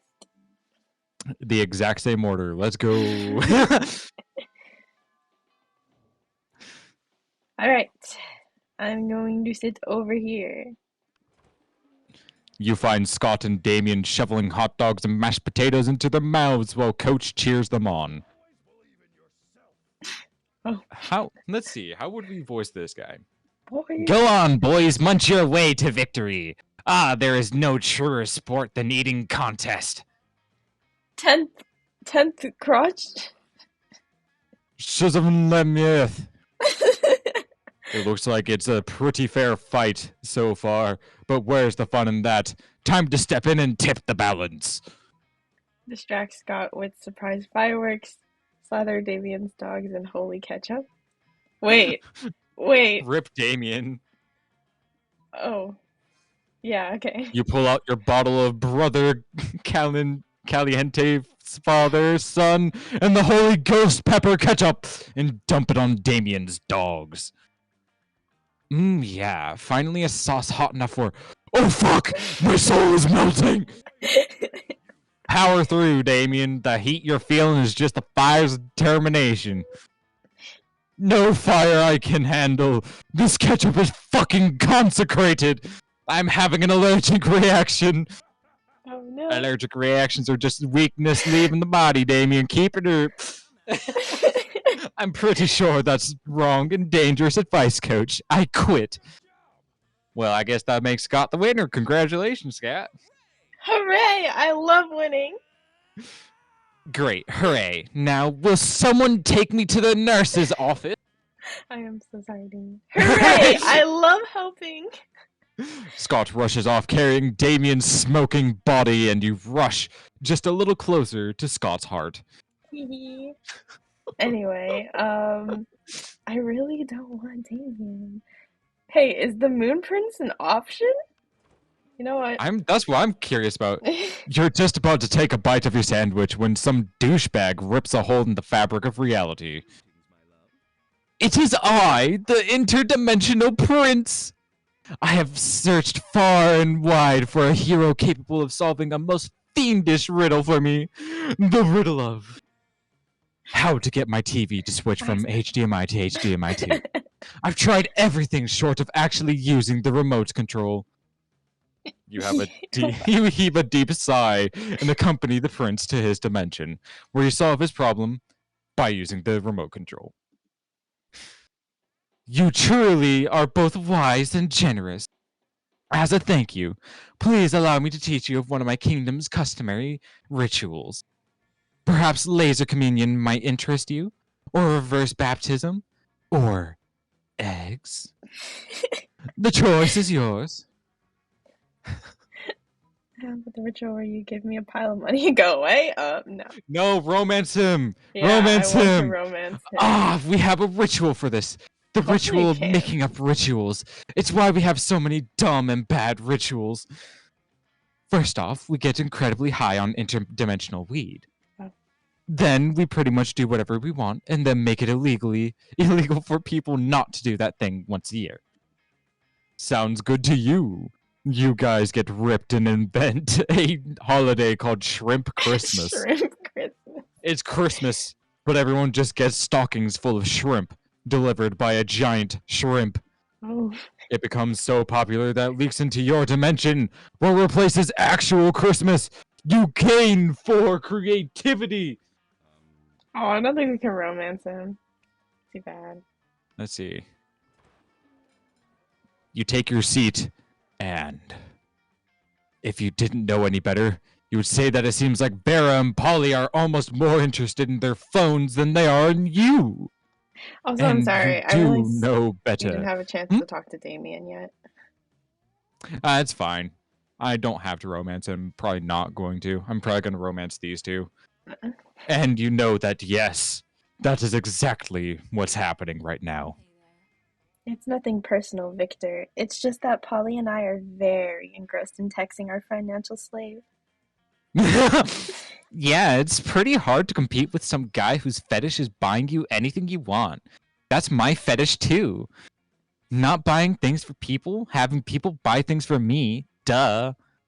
Good thing he's rich enough to take care of both of us. You know what they say, true friendships is sharing secrets and financial slaves. Still, I do worry that this arrangement might not be sustainable. What happens if he runs out of money? Our cash flow instantly stops. Besides, being handed everything you want on a platter, in this case, the platter being an online money transferring platform, is almost boring. Yeah, I get that. It's a little less boring when you're on as much acid as I am right now, but I see what you mean.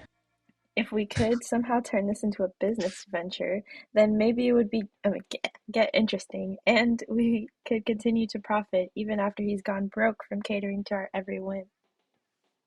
I mean, and how interesting do you think business actually is? Since he's so obsessed with us, we should just tell him to do something totally insane and see if he does it. I don't know. A weirdo giving away his money and getting into hijinks is great and all, but I want to start making real money. And I think money is fine and all, but my favorite currency is chaos. Seems like the ladies are at a very exciting crossroads. Maybe a random bystander can give them a nudge in the right direction. Jeez, I don't know why I'm yawning. You can easily grow this arrangement into a business, just escalate and delegate, have the financial slave go and acquire his own financial slave to give him money, and have that financial slave go and fight a oh my gosh, yes. Aha, that would increase our income exponentially, immediately. This is a pyramid scheme. Which are two of my absolute favorite adverbs when it comes to monetary gain. I mean, one financial slave between the two of us is already strangely a lot to handle. So managing an army of them sounds draining. But as long as it's a pyramid I called scheme, it! and we're at the top of the pyramid where we don't have to actually deal with lowlifes, who cares? Oh my lord. Meh, I think I'll just go check on my toilet wine. Don't worry about her. Polly wouldn't know a good business idea if it slapped her on the butt. Which happened one time actually, but it's a long story, so forget it. Anyway, we can tell people in order to become official certified financial slaves, they have to buy a kit of supplies. And they'll start at dirt slave, and then if they get 5 financial slaves under them, they can become a pathetic ground slave, and then they can work their way all the way up to gold, diamond, platinum, Salcho Mocha Grand Supreme Slave. That's a lot of descriptors. This is a great idea, Victor. We should go write the business plan together and prepare to profit. Sounds good. Did Vera just say she wants to profit with you? Holy shit! Vera sharing her cash flow is like third base for her. Oh my gosh, we're Awesome! already in third base. Alright, Vin. You're gonna go buy shit. New? A corpse? I'm selling a corpse! It's like some kind of fashion accessory. It's not as if I'm trying to dispose of. A white blanket. A blanket with 2 holes. So it I'm goes. going to take that. I'm taking the blanket. It is mine now. I want the blanket. Alright. Yay! How are we first- getting the same order? No, it's different now. Oz used to be first. Oh my lord. Alright. Where does she want to go? Let's see. Let's go to the let's buy something actually. Good old potato. What's poppin'? Oh my gosh. I'm too poor for everything. Oh, never mind. I bought the blanket. You can buy a corpse. You know what? I will buy a corpse.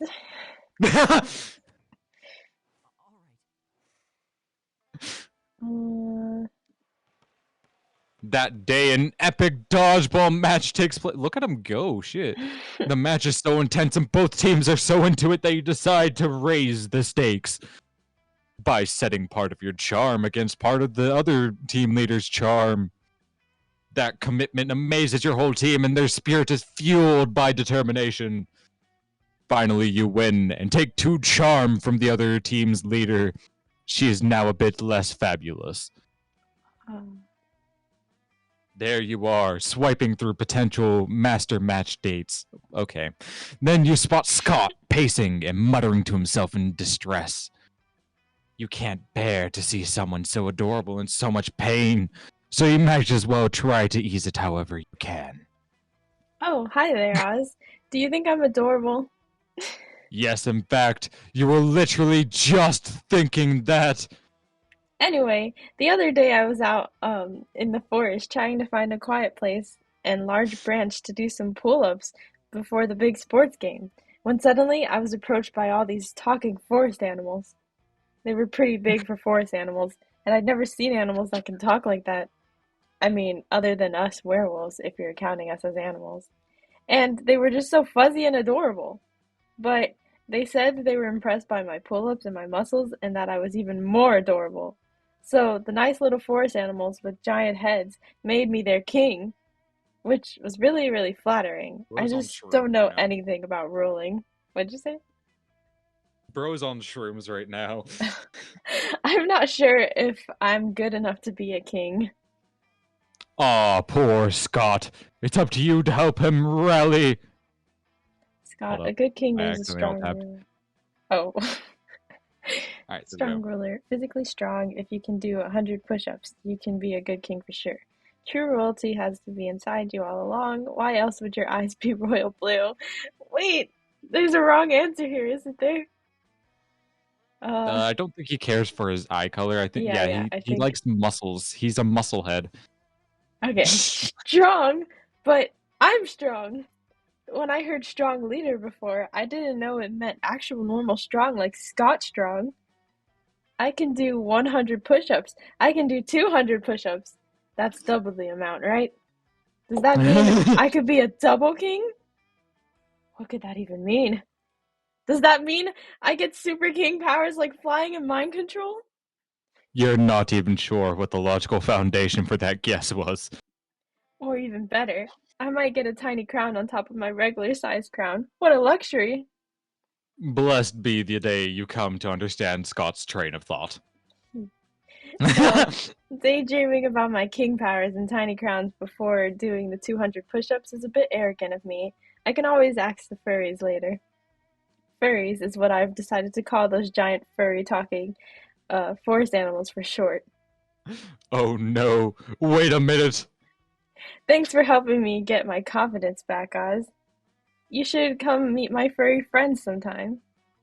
Well, you've always wanted to hang out with Scott. Not too sure about these circumstances. But it's better than not hanging out at all. You gain 2 fun and 1 charm. Yay! Oh, my fun is so low. Let's see, Victor. Isn't he supposed to be... Yeah, he's my fun person, who's also bold. So I guess he's gonna go to a rave. You made him the fun person, but he's going for the Medusa girl. Indeed he is. That day during recess, you start a half-hour rave that goes... Oh, right, I should be going to the library to get more... Rave that goes full crazy. At one point, Juan, the small magical Latino, cat's lips on a banana peel.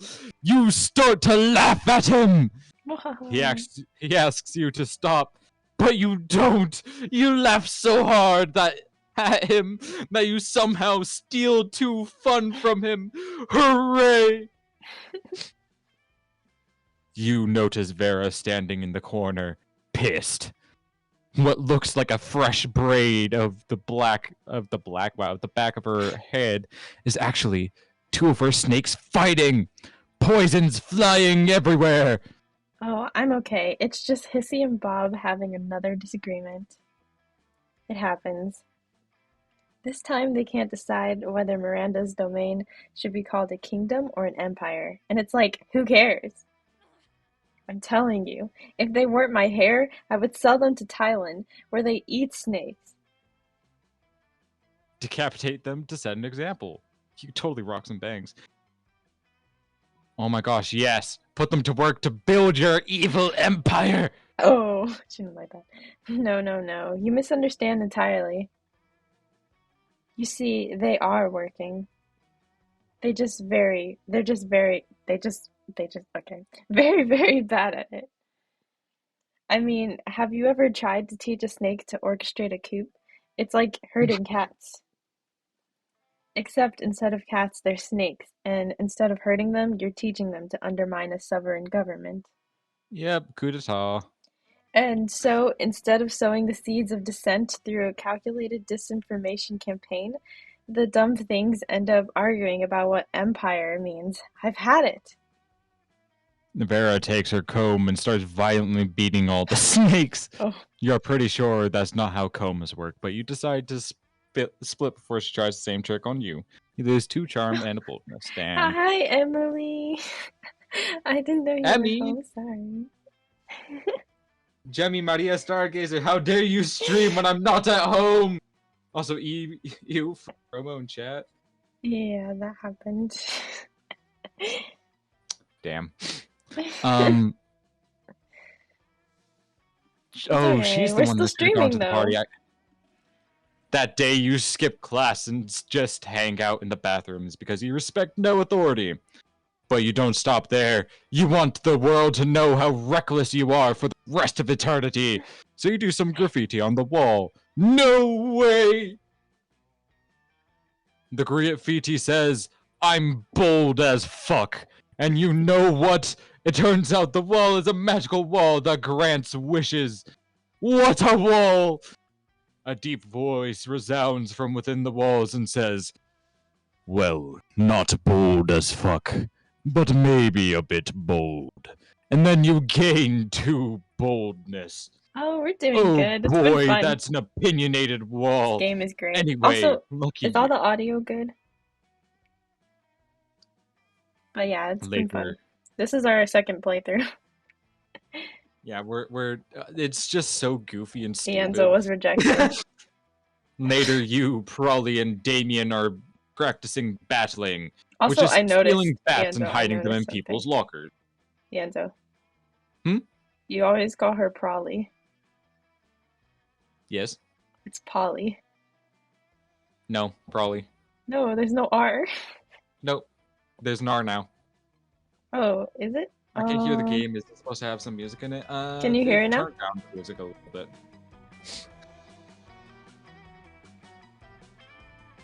Yeah, he got rejected, and I went to prom. The person. It's not my fault. There we go. Okay. But all that well-intentioned fun and games is interrupted by a blinding flash of light. Oh, it's There them you again. are. Exactly the monsters we wanted to see. Well, needed, not wanted. Ugh, these guys again. They Okay, never want to do hi. anything fun. That good? We're not trying to ruin your fun. We're just trying to save your world. Univertica is planning an attack. This is an interesting side plot line. Ugh. Ugh. So Oh my God. boring. Ugh. Anyway, moving on. Why am I even here, subjecting my ears to this bullshit? I'm going back to hell. Yes, that's what we need.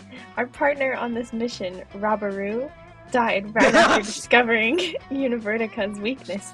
We need someone to speak to her spirit. Not it. No, that's just his mic. He does that himself. Not it. Don't worry. Damn it, I said it almost at the same time.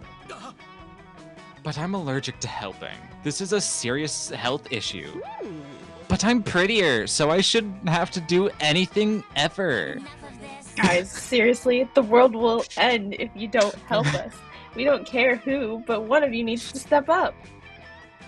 Whatever, just let the world end already. Then I won't have to take my midterm. I'm with Polly on this one. Midterms suck. Helping people sucks. And good luck with whatever you said your problem was. Well, the problem is the world ending. You're pretty sure nobody wants that. But you don't really want to help either. Time to impress one of your classmates by forcing the other one to go help. Who will you choose? What's the matter, Damien? Are you scared? Are you a spicy little red baby? I am not a spicy red baby. I'm a spicy red adult. I'm just busy, okay? I've got way too much to do without worrying about whatever lame thing you're talking about. Always the same with you. The end of the world. What we are talking about is the end of the world. What is wrong with you people? Damn. Well, if the world ends, I can't really beat the shit out of people. Or set things on fire. You win this round, Polly. Hi, Melody. He still doesn't look super thrilled about it.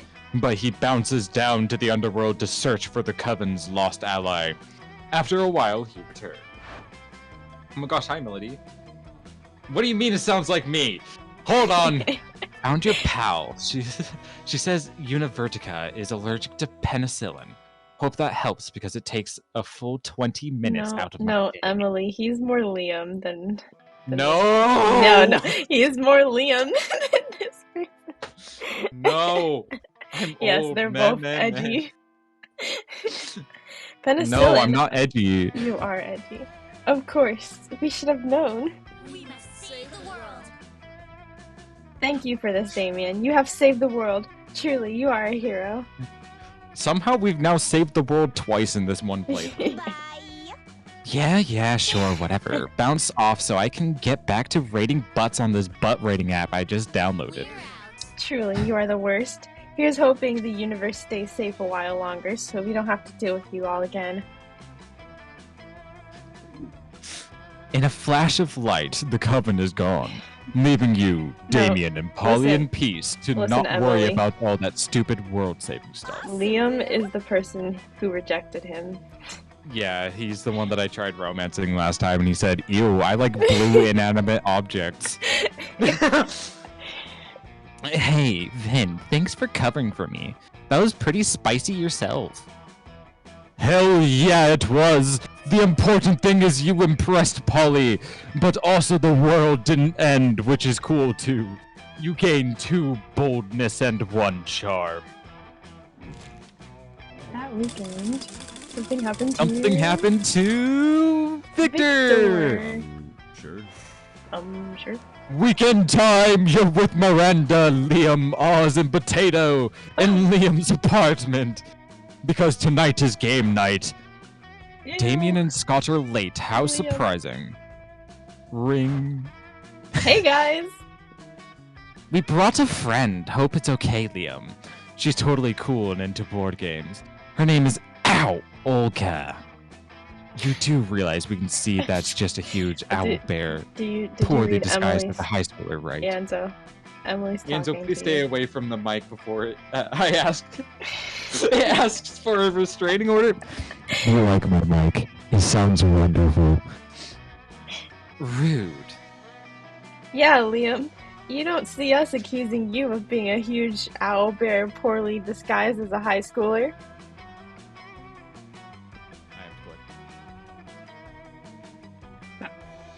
What happened? Where'd you go? Oh, that's me. Oh. Scott is technically right. We haven't done that. Therefore, I feel inclined to trust him. Whatever. Can we play some games? Heck yeah. Before you even try, no, Miranda. We're not playing your version of Risk, where you start with a huge underwater empire. It didn't sound funny, and it turned out to be completely unfunny. Miranda is who I went with last playthrough. Just so you know. I mean, yeah. What about?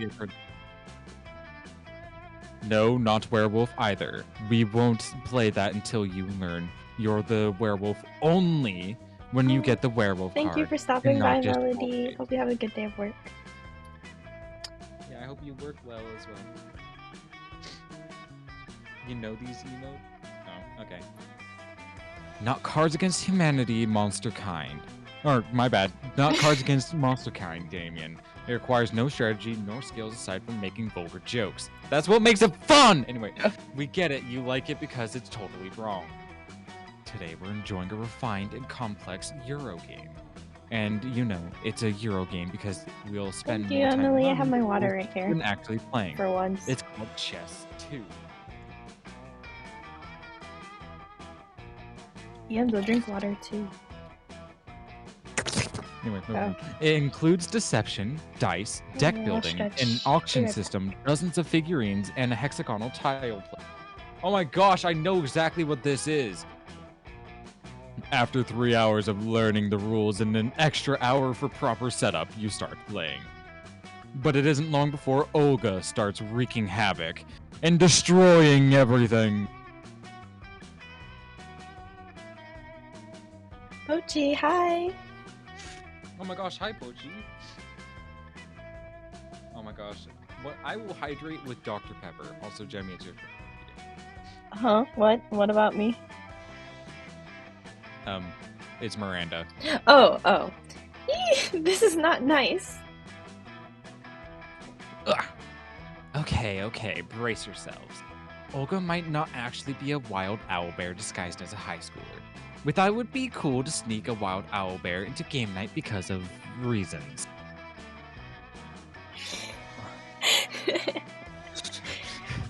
Also, I'm doing good, Pochi. Hope you're doing well. How was the stream? I wasn't able to actually make it.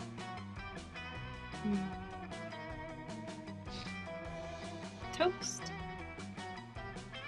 Fine, hold on. I'll get water for you. Good. Go. Get the water.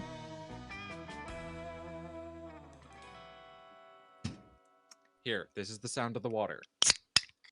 That's not water. Yes, it is. It's sparkling water.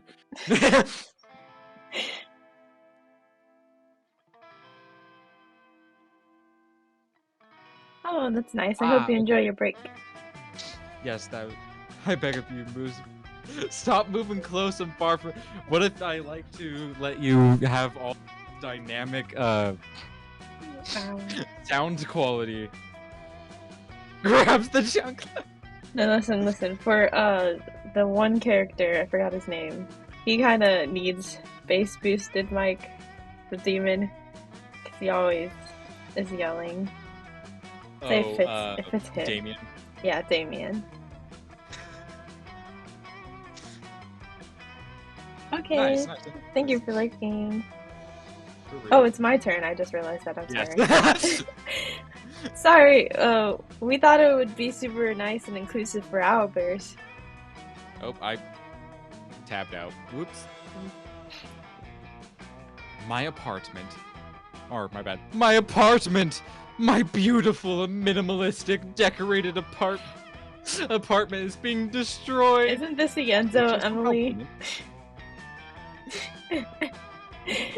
He is. You need to save game night. But how will you subdue a wild owl bear? The only logical way seems to be by beating her at chess too. But she's kind of super good at it. It would take 2 proficient tabletop gamers to beat the owl bear. You know, you kick ass. But which of your friends is also amazing at tabletop game? Listen, I All want right, to be Timmy. what Scott. Pause. What Scott. Is the best. He plays Russian Pictionary once a month, and if he is still alive, that only can mean he always wins. Is a legend among board game players. She is one of 3 survivors.